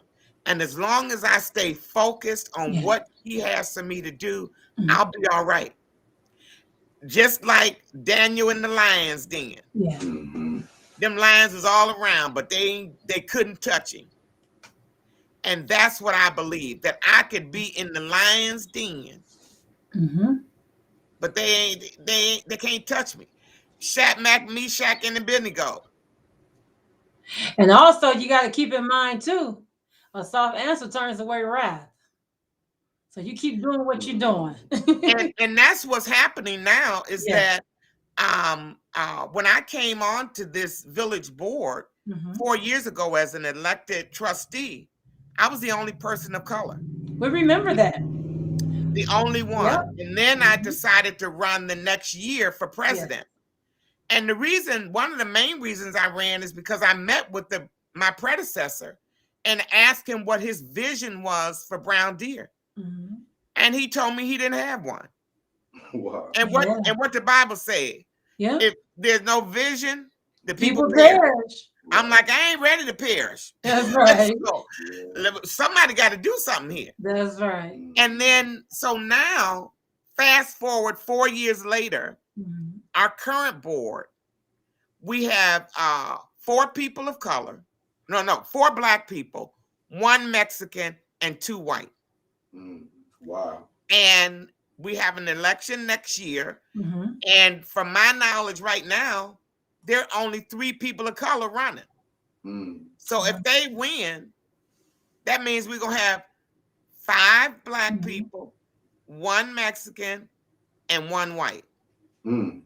Wow. Now, election, democracy is open. Anybody can run. Okay. And so I tell people, sometimes we complain and say, well, we don't have this and we don't have, but are you the person that needs to step up? But again, everybody can't run because everybody can't win.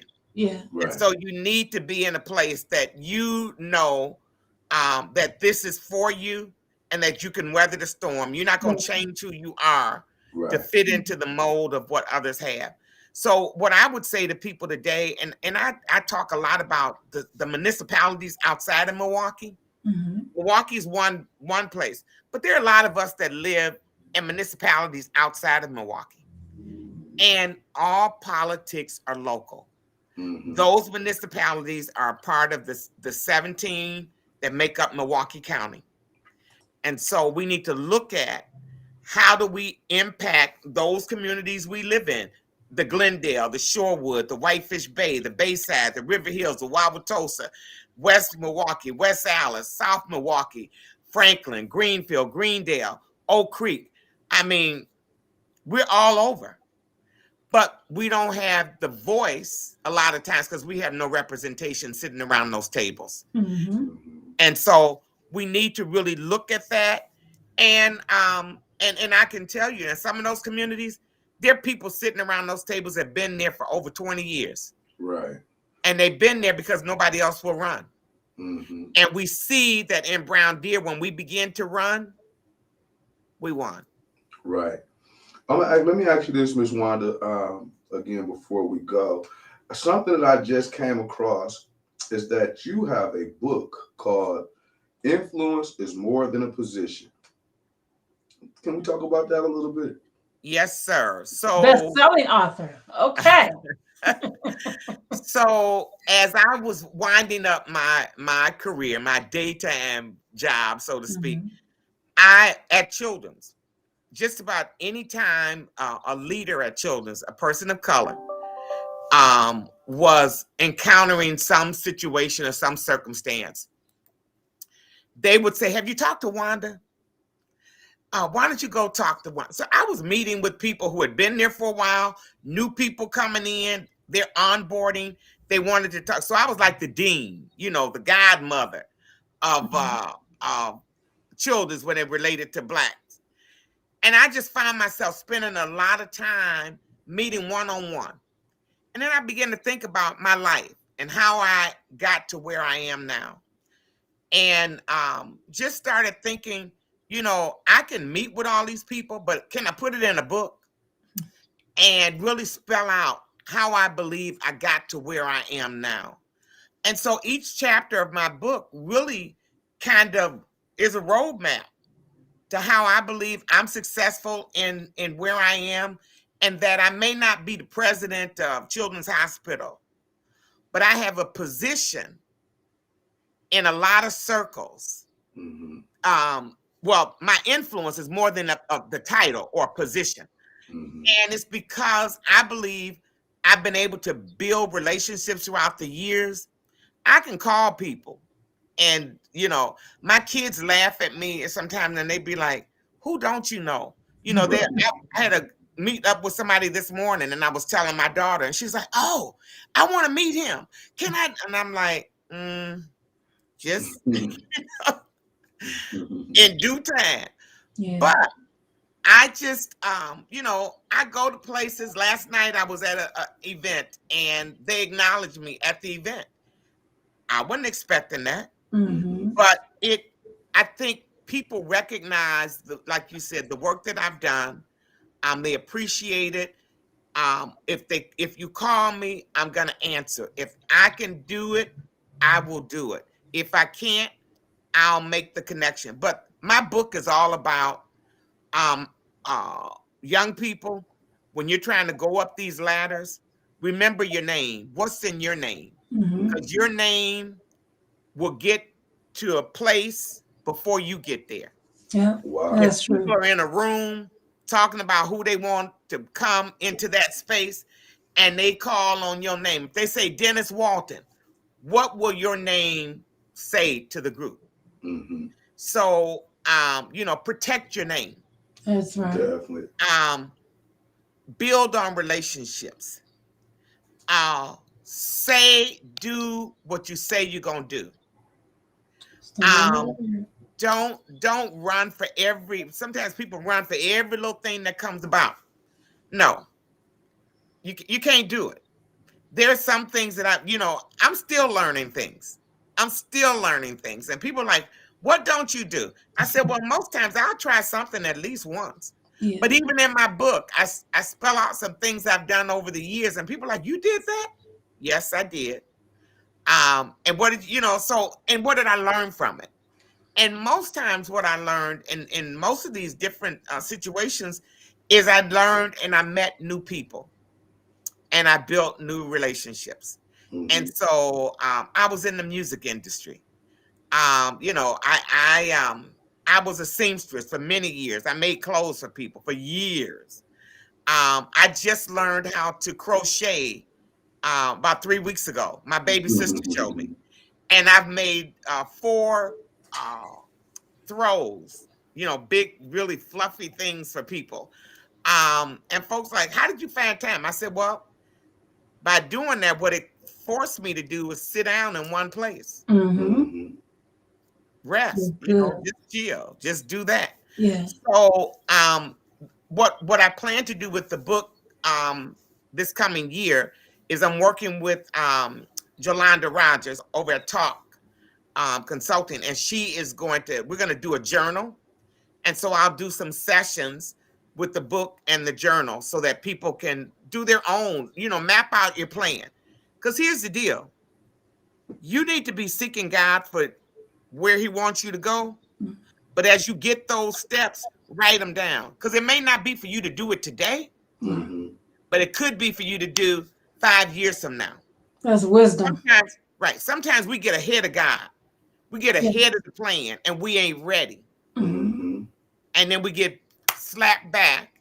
And then it takes you longer to get to where you should have been. Mm-hmm. Sometimes, God answers us in 3 ways. Yes, no, and wait. Yes, ma'am. Let me ask you this, Wanda. I had another question. This is my last question. I'll let Hurry up. He just took some of my questions, Mrs. Montgomery. I've been waiting. I really wanted to have this interview so bad because it's just so much stuff, that I could just go on and on and on with. Can I just interject really quick though? Can you just hold your question really quick? Go ahead. When you were talking about the name, how important your name is. And I was just looking, Proverbs is one of my favorite books of the Bible. Mm-hmm. And it clearly states here in the Amplified version that a good name earned by honorable behavior, godly wisdom, moral courage, and personal integrity is more desirable than great riches. And if I can just say this, if I haven't said anything else during this interview, you hold up to that standard. And I appreciate the courage and integrity that you have withstood within the community. Because I've been knowing you for a long. I've watched you over the course of the years. I don't think we met until WGOB, but I've watched you and have seen your name on many programs. But like, who this woman? Yeah. So who this Harpo? Who this Harpo? Right. So you definitely hold up to that. So I definitely appreciate you a lot. I have to just get that out. All right, Thank Dennis, you. go ahead. So, Black Mamas Rock. Yes. Let's talk about that. That's absolutely fascinating. That is what kind of an outshoot in the book, and that came about at the same time. I do a lot of work in the space of reducing infant mortality. Mm-hmm. And so as we do that work, as I do that work, as I'm out speaking, Black Mamas Rock, we do so many things. I mean, you know, from nurturing our children and nurturing other people's children, cooking, cleaning, educated, and even during this pandemic, look at how women have been resilient to do. Now, the men are there too, but a lot of times, a lot of the responsibility of the home and working and all of that falls on women. And so we really need to support. And, you know, we see the slogan, Black girls rock. Well, I'm not a girl. I mean, I am in terms of girl and boy, but mamas, we do so much. That's true. And you only get one. And so we need to really look at how do we lift up the mamas in our families and in our community. And sometimes when we get older, as you said, people forget. I went to a funeral on Friday of Rosemary Holly, 95 years old. But she lived in the neighborhood we lived in. And when I decided to run for office, she had talked to somebody I knew, and she knew me. She said, tell Wanda to call me. And I called her. She said, I want you to come by the house. I went by the house, and she said, I heard you're running. I'm so proud of you. I want to support your candidate. She wrote me a check for $250 at 90 years old. Wow. Oh, wow. Yeah. So, but she had watched me grow up into an adult. I mean, I was 60 when I ran. I was over 60. Yeah. So, to know that somebody of her caliber, who was a pioneer in this community, thought enough of me to say, you know, we're not in touch every. She still lived in the same place on 4th Street between Monarchy and Wright. Come by the house. I got a check for you. So I want people to remember me for things like that, but I also want to remember our young people for doing the same thing. So, you know, they need not to get caught up in every wave and wind that comes, but be steadfast in what you do. Yes. And know that your name will get out in the room, in the city, in the county, in the state, in the country before you get there. That's right. Well, I think it's, again, the fact that the organization that you're putting together, if that's what it is, the Black Mamas Rock, I think it's just really cool, you know, because I just feel like just men and women today, mothers and fathers, we've gotten away from I think in a lot of ways we've gotten away from what a standard of being a mother and being a father is, you know. And if you're able to mobilize mothers to show our community, you know, what a mother is, the importance of a mother, you know, and we can get back to doing anything that raises our moral compass, our values, and allows for us to restore respect around the institution of being mothers and fathers and how important that is. I think I take my hat off to you, because when I hadn't known that you were working on it too, I went through your website and went through the book, and I was like, wow, this sounds like something that could be very powerful, whether it's local, national, international, or all of the above. It just sounds like a great movement that I know I'm going to be looking forward to hearing more about. As well, Wanda, I just thank you. I have another question. I'm just saying. Okay, you giving your last words. Give your last words, because I have another question. I just said I thank you for just even taking the time to come on and just tell us so much. Yeah, we're trying to hold on to you as much as we can. You know, to tell us so much about you. And, you know, and that's what we really desire for this platform to be, just that catalyst or that space to where we can just really talk to our people, you know, about who they are, what they're doing, what we can do, you know. And I think this interview has accomplished all of that. So, like, just thank you for taking the time. I appreciate the opportunity. So one last thing that stood out to me, you are a member of the National Kidney Foundation. Is that correct? I was on the board. You was. Yes. Okay, but that's still on your resume. So, you know, I love you the more. Well, and we've had that conversation. When I came off, I made recommendations for others for somebody to replace me. It Okay. was at a time that I was on multiple boards. Yes. And so as I've transitioned out of my day job, I've left some other boards and made recommendations on people to move, to move into those positions. I still write checks for a lot of the organizations. I still have one of my dear friends got a kidney transplant, and I got her into the Dancing with the Stars event. So she was a part of that a couple of years ago. Wonderful. So oh yeah, I know that we have a lot of our family members and our community members who suffer with kidney disease, and we need to be there. We need to support. We need to be donors. But first of all, we need to take care of ourselves too. Right. Definitely. Yep. Well, we definitely thank you for being that positive, having that positive reputation in our community. And thank you so much for taking out of your busy schedule. How do you juggle so much, being a wife and a mother and a grandmother? And Dennis, she has 2 granddogs. Yeah, and one that always tries to hop in my car. Okay, granddog. But and right now we're teen parenting because our son and his wife are out of town. So our grandson was with us for a few days, but then his sister just got home from college, so they're together. But he wasn't feeling well today, so I've been on the phone giving medical advice to her. Give him this, and check his temperature, and I could go over there. I said, but we want to make sure that he hasn't been exposed to COVID. Yes, and we don't need to go over there. That's but right. So he's better. But you know what?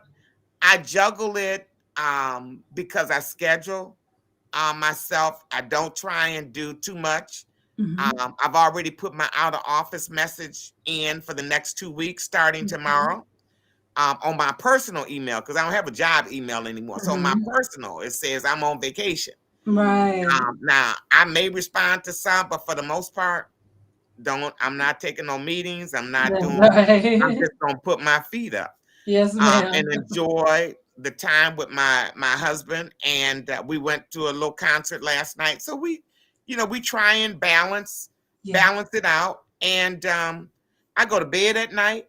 Some people are like, they want to hang out. No, by 9:30, 10 o'clock, I'm in bed. Right. So getting appropriate rest, scheduling, and during this pandemic, it has been challenging because you got all these Zoom meetings and people know you can hop from one to the other. Right. But so just managing the best I can and learning how to say no. Yes, ma'am. That's the biggest thing. Where can we get your book from? Is your book like on Amazon or you can online? get it from Amazon, or if you want an autographed copy, I have a website that you can go on and you can order it, and I can sign it for you and send it to you. Okay, wonderful. We'll definitely be in touch. Okay. Any last words, Dennis? No, just again, just want to say thank you again. Yes. There's a lot of stuff. A lot of work that we have to continue to that we have to look forward to. As far as what's going on in our community, and we're definitely going to be looking forward to reaching back out to you. But again, I did just want to take this time to kind of, let people know, who Wanda Montgomery is, when we talk about somebody in our community that stands for something, and I really appreciate that. And again, I'm going to be looking forward to reaching out to you in the near future, and we got to have you back on to Soul of the City as well, when your time allows. All right. Sounds good. You both have a blessed holiday, and we will see you soon. All right. Thank you, and God bless. You too. All right. Bye-bye. All right. There you have it. The one and only Mrs. Wanda Montgomery, the president of the village of Brown Deer, Wisconsin, for those that are listening worldwide. She wears, oh my God, an enormous amount of hats. Yeah, a lot of hats. A lot of hats. But you see why I wanted to have her on? Yes. Job well done. Because she just a genuine person, but genuinely interested. Yes, and she has community connections. Yeah, but I mean, but she's actually utilizing those. Yes, she is. Improve the circumstances and the things that are going on around her. Yeah. And when we talk about the conditions of our community, and we talk about what it takes for us to improve, you know, we have to look at examples like Wanda Montgomery. That's right. To aspire to be inspired by. And people need to know that it can be done. That's right. You know, we need to highlight powerful Black women who have a level of humility. That's right. And accomplishment that people can see. The same thing with men in our community, and bring balance so that we know the power is within the people. You know, here she is over the age of 60 years old. Yes. And decided to run for office. Yeah. And I think she's like the only Black woman. The only Black woman, right. That's the head of a municipality in the state of Wisconsin. An entire state of Wisconsin. Yeah, in the state of Wisconsin. Yeah. So that, you know, but and where we could, you know, acknowledge those accolades, she's not wearing that. Right. She's wearing a level of competency and humility. That's right. When it comes to being called to get things done, you know, and I just admire that. I admire that in when we can identify that in those in our community. That's right. It's something to be admired. For sure. So I really appreciate her coming. Definitely. Thank you all so much that are in the chat. My cousin Keisha, she said about Black Mamas Rock. She said that sounds awesome because it is who I'm about. I rock. And yes, you do. Yes, you do. All right, y'all. 3 minutes after the hour of 2:00 p.m. We're going to take a quick break. All right. Be right back right after this. Keep it here.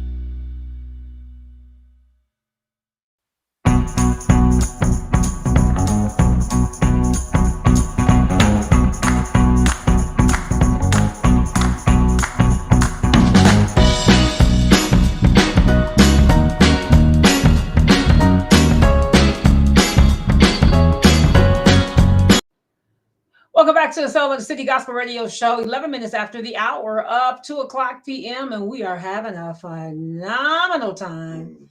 A phenomenal time. If you just tuning in, we just had an interview with Mrs. Wanda Montgomery, the president of the village of Brown Deer, Wisconsin. Now, once this show is off, you can go back and air it right on YouTube.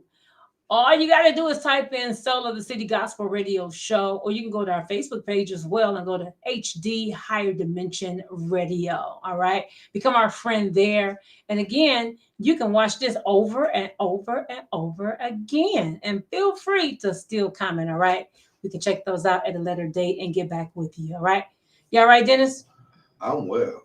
Good. I'm well. I was really kind of charged up from that interview. Yeah, you did a phenomenal job. Thank you. You're welcome. But again, I just think we have the opportunity. Remember when we were talking earlier, we were like, well, what's the solution to the problem? Yes. In our community. And I think the solutions exist. Okay. You know what I'm saying? And those solutions exist within people who are right amongst us and who are with us. Okay. And we don't even understand that because we're not highlighting those things, those people, or understanding the depth of those people. And when we talk about the conditions in which are deteriorating, it's going to take us to change that. Right. No one's coming to help. That's right. Everyone's running from the problem. They're not running to the problem. Right. And when you're sitting there and you're immersed in it, you know, they say in the worst times, you know, if you look at throughout history, in the worst times, it's when God has produced his best people. Yeah. You know, and called upon his best people to be the resolve to problems and issues and to be problem solvers and thinkers and shakers and movers. Okay. You know? And you got a lot of false, fraudulent people that block and obstruct progress. You know, and they put on the face of leadership and success and put on the face of caring and so in other words, they two-faced it. They nine-faced it. No. They wear 9 different lines faces. And they can switch up at any time. Yeah, like, who is he? Who is that? What's his name? Right. I never heard of him before. And it's just crazy because it's like being fraudulent and being a liar and like Wanda said, just the fact that we are not together and that we want to tear each other down. And we just put some dirt and smut on people's names when they're trying to get something done. Because they want the credit. I've been through it. Yeah. You know, when I ran for office, they said so many things about me. They did. So I felt bad for you. I thought it was true at first, but I felt really bad after I found out it wasn't. I was like, oh. They was lying so much. Dennis is not a felon. Oh my God. Oh my God. You know, when I worked for the mayor's office, you know, people lied on me and made up so many things only because I was being successful. And I wasn't a part of the go along, get along game. I wasn't trying to, you know, follow suit and step and fetch. I was just trying to do work for Father. Right. And, you know, they prefer to tear the organization down and make it a shell of itself than allow someone who was being successful at the work to continue to work. Yeah. But just the things that they made up, you know, and I can just go on and on and on with me. I'm a person who have done nothing but help my community, be in my community, save people's life, been on the front line over and over again, working to help people. Out fighting people, beating people up. All kinds of stuff. I've been through it all, you know. All right. But that the level of persecution that have come through just genuinely caring about people, like it'll make you a bitter person. Wow. You know? Yeah. And again, even like over the last year or two, I've had to really like renew myself. Yeah, well, you know, I'll say this, and you can disagree if you want. I'll say it has not made you bitter. It has made you better. It has made you better. Well, in my eyes, it has made you better from the time that I've known you. You may have been bitter when I met you, but from the time that I've known you up until about an hour ago, it has made you better. I'm a little calmer now. Yes. But you know You why? are. You know why? Why Because I so? realized that you got to go through the persecution. Mm-hmm. You have to go through the You gotta fire. go through. You have to go through the lies and Mhm. all of that. To be better. And, you know, because God, when you're called upon to do something or to Okay. be something, Right. you know, that's God. That's God's plan for you. Okay. And sometimes you don't understand it. And a lot of times, like Wanda said, you'll be moving ahead of God's plan. That's right. And you'll do something in the time that you think You'll but cause- it won't manifest until Mm-hmm. God says. And you'll cause catastrophe too. So even when I ran for office, yeah. It's not that I shouldn't have ran for office. It's not that I lost the election. It's just that it wasn't my time. It wasn't your time. It wasn't my. It was my time to learn. It was Right. my time to gain experience. Mm-hmm. Because what I'm being prepared for next, and this is all of us, what we're being prepared for next Right. is what we got to stay focused on. Right. You know, so now it's that we all should be going through that renewing Yeah. of our spirit. And let me And there's a level of resilience that it's going to take because we are in a place of abandonment in our community. So you got to go deep within yourself, right, to remain strong enough to get to the next level. Can I say this? What's that? Because while you was running, it felt like I was running too. I said, whoa, wait. You was a loyal disciple. Whoa. You got to go through all of this? You stood with me the whole time. Whoa. That was, I mean, I've never ever thought I would be. That's one of the reasons why I do sincerely love you. I'm like, because I couldn't do politics. What I've seen, what I've heard, what I've encountered. Well, tell you a secret. Okay, you got to tell the whole world, though. You got to tell the whole. What's the secret? Secret is out. Are you gonna run again? And I'm gonna win.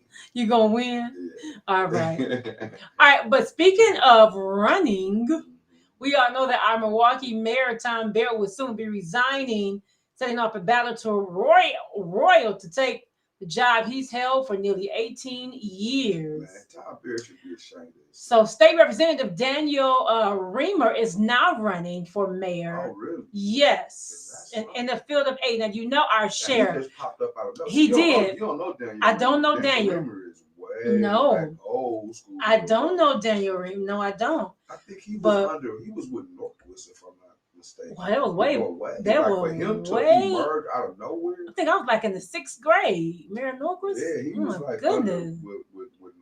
What in the 6th grade? But Daniel Reamer, yes, Daniel Reamer. Money too. Yes. He's now running for mayor in the field of 8, and we know our sheriff is also running as well. Mm-hmm. So we got to see about that, and also Cavalier Johnson. Yeah. Cavalier Johnson. Now, when I saw this on the news last night, I said, wait a minute. I know that there's going to be some sort of election going on. Yeah. There is going to be an election going on. No. Well, first, what's going to happen? Mm-hmm. Go ahead, I'm sorry. I'm talking about that includes the community. Like, will the city be able to vote? Yes. Okay. But not in the interim. See, what's happening is that Tom Barrett is resigning. Right. Okay. By him resigning and leaving office early. Okay. That means that the Common Council president automatically becomes the mayor. Really? Yes. So it's all a setup. Whoa. They already got everything set up. So they're putting Cavalier into the position because they already have it's all organized and orchestrated. Okay. So So Cavalier is going to automatically become the mayor. Okay. And then until the election. And the election is in April, right? Yeah, but by him stepping down, that means that it was already a plan to make him the mayor. Oh. And so also Alderman Bob Donovan, and of course Sheriff Arnold Lucas, current Alderwoman Marina Dimitrovic. Is that her name? Yes, will be joining the race as well. So there's gonna be some more that jump in the race before it's all over. Oh wow. But okay. Yeah, it's gonna be real interesting. But in my opinion, Tom Barrett should be ashamed of himself. Why do you say that? Because you're gonna look at the condition that you're leaving this city in. You should have been left. You should have been left. 18 years is a long 18 time. years, and look at the condition of the city of Milwaukee. Look at the level of deterioration that exists in the city of Milwaukee. Look at the plight. Okay. Look at the level of destruction. You know, look at the condition of Black people in the city of Milwaukee. You know, the condition of Black people in the city of Milwaukee as it pertains to the United States. They're constantly saying that Milwaukee is the worst place to live. That's right. For African Americans to raise their family in the whole state. Yep, to raise their family. But at the same time, you got downtown flourishing. You know, you got other ethnic groups that are coming in here and reaping the benefit and the reward of all the resources that exist in our community. Right. But we got to a point of deterioration of Black community to where we just so unorganized, out of control, fragmented, individual, not together. I could just go on and on and on with the condition of our community. Yes. You know, how did the Black community get to this point under his tenure, under his watch, and under all the other representatives that have stood with him for us to get to this level of deterioration? Yeah. And that's, I'm talking about, that's not something that we should be taking lightly, because under this man's tenure and others, you can't even imagine how many lives have been lost. Yeah, countless. Yeah. How many lives have been lost? Yes. How many lives have been destroyed? How many lives have just been overlooked? How many people have perished because of improper leadership and ineffective leadership in our community? Somebody has to be held accountable for the little child that died from lead poison, or from, you know, the person who died from the heroin overdose, or the person who died from a stray bullet, or the person who got their home broken into and was killed. Somebody has to be responsible for all of this level of crime and destruction that's plaguing our community today. And you're leaving after 18 years of being in office. Somebody's dropped the ball. The status of our community, the Black community in particular, is in the worst condition that it's ever been in. Because of all of the games that they play behind the table, and then all the puppet Negroes that they align themselves with and put their hand up their back and then manipulate them to do their bid and to do their will. And then these same individuals, that their representation for the people, they fall short, but the representation for the white folks that's manipulating them to do their bidding, they stand strong. Absolutely, yeah. You know, and then we're constantly left out of the fray and left to fend for ourselves. He needs to be ashamed of himself, and those who have stood with him need to be ashamed of themselves as well, because too many lives have been lost. But we'll see what Common Council President Cavalier Johnson will do from here on out. What has he done up until this point? You know what? Just think about it, though. I'm asking a simple question. I don't even know the guy. That's I'm my sorry. point. What has he done? This is what I'm saying. You gotta look at the fact that they're constantly just putting prop Negroes in place.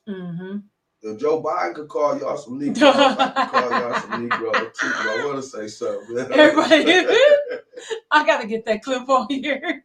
He said it, and he said it proud too, and kept on talking. You know. You crazy. Yeah, I get it. If Joe Biden could call y'all some Negroes, and y'all don't say that, don't get mad at me. But they propping up Negroes and putting them in position to do their bidding so they can continue to sell out the Black community and extract the resources from the Black community to where we got to keep on fighting for the crumbs. But when you constantly putting people in position of leadership, and they have had you can't tell me one thing that they've done. I'm sorry. To earn this. How does this man all of a sudden become the mayor?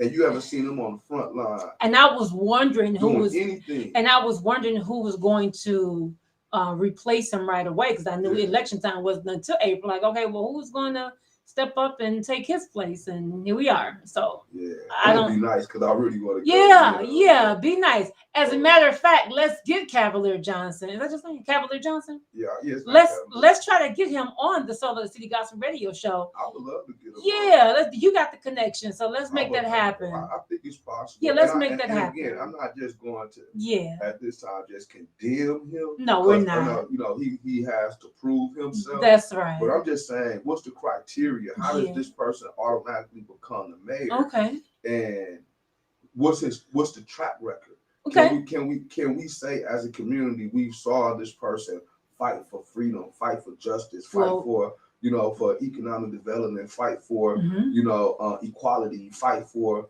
making sure that the resources are properly distributed in our community. Yeah. Fight for the voice and the deficits. Fight. Have we seen this person do that? That's what I'm saying. And I'm not saying that he haven't, but have you seen it? And if he has, there's a track record that he should be able to speak to. Well, where we can say, okay, this person becoming the mayor is a good thing. I think he's qualified. Too many times what we do is that we go off of this first black person syndrome. Oh, this is the first black person to become the mayor. Yeah. This the first black person to do this. The first black person to do that. But look at all these first black people that we have had that I've never seen. Office. I don't even know. And then look at the condition of our community. Yeah, I get it. A first black don't mean nothing. I get it. It's an effective black person. Okay. No, it ain't okay. So look, that'll be the first question we ask him when we get him on the Solar City Gospel Radio Show. It's gonna be the first question. All right, Dennis? Yeah, no doubt. I'm just saying, I'm kind of passionate about it. It's all right. We know that. But I'm more passionate about the overall condition of our community and making sure we got the proper leadership. Yeah. If that brother can move this city forward, I'm all for it. But we just don't want no more pet Negroes. I get it. Come on, in place. Come on, Joe. I just don't want to time out for that. Come on, Joe Dennis. I'm gonna leave it alone. All right, y'all. Calm it down. 27 minutes after the hour, right, of 2:00 p.m. We're going to sign off a little bit early again today? Yeah. Okay, all right. So, again, with that all being said, Dennis, breathe. There you go. With all of that being said, I want to wish you all a Merry Christmas, a prosperous. Well, we'll be back on next Monday, if God say the same. So we'll be back on next Monday. Again, don't forget to go to our website at hdmediagrp.com. That's hdmediagrp.com. Listen to the station live there or download the app. All right, download the app at HD Radio Online. Just one click if you have an Android or if you have an Apple. All you got to do is just download the app at HD Radio Online. Do it right now.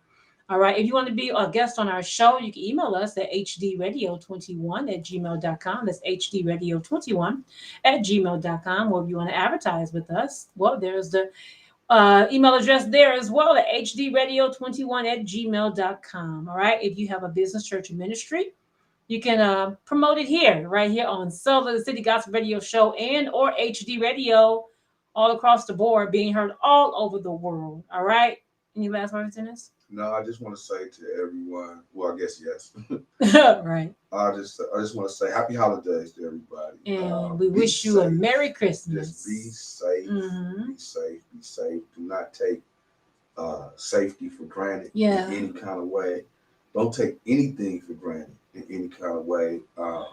And stay in prayer. Say a prayer for me, for everybody. Keep everybody in prayer. That's More right. prayer. We want prayer. We don't want to be the prey. Right. And people are getting preyed upon every day. We want to pray. Pray for people. People, in the name of the Lord. That's right. So just stay safe, stay prayerful, and enjoy your holiday. That's don't right. Take anything for granted. Stay safe. Yes, please stay safe. Keep your head on a swivel. Yeah. Don't take anything for granted. And Dennis, don't go nowhere where you're not invited. All right. I won't. I know you will. Yeah, I won't.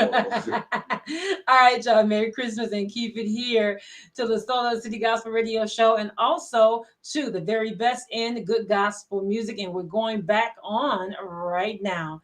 In the meantime, be safe and keep it locked.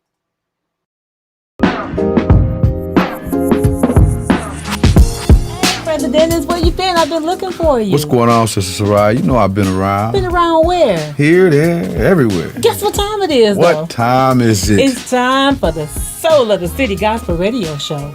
I mean, what's that? You know exactly what that is. Quit playing. It's our new radio show, sponsored by Higher Dimension Radio, hosted by me, yours truly, Sister Soraya, and you, Brother Dennis Walton. Well, it's about time. I mean, you know the whole world been watching and ready for our return. Well, we can let them know that the wait is over because we're about to give them what they need and what they want. So you better be ready. Ready for what, Sister Soraya? Ready for news, information, stimulating conversation, great gospel music, and a whole lot more every magnificent Monday from noon until 3 p.m. Well, that time has finally come, so you can start your week off with Soul of the City, the world's #1 gospel radio show hosted by Sister Soraya and me, Brother Dennis Walton, sponsored by HD Radio, where you can imagine more. Oh, and check us out on Facebook, Instagram, TikTok, Twitter, LinkedIn, and our website, hdmediagrp.com. It's HD Radio, where you can imagine more.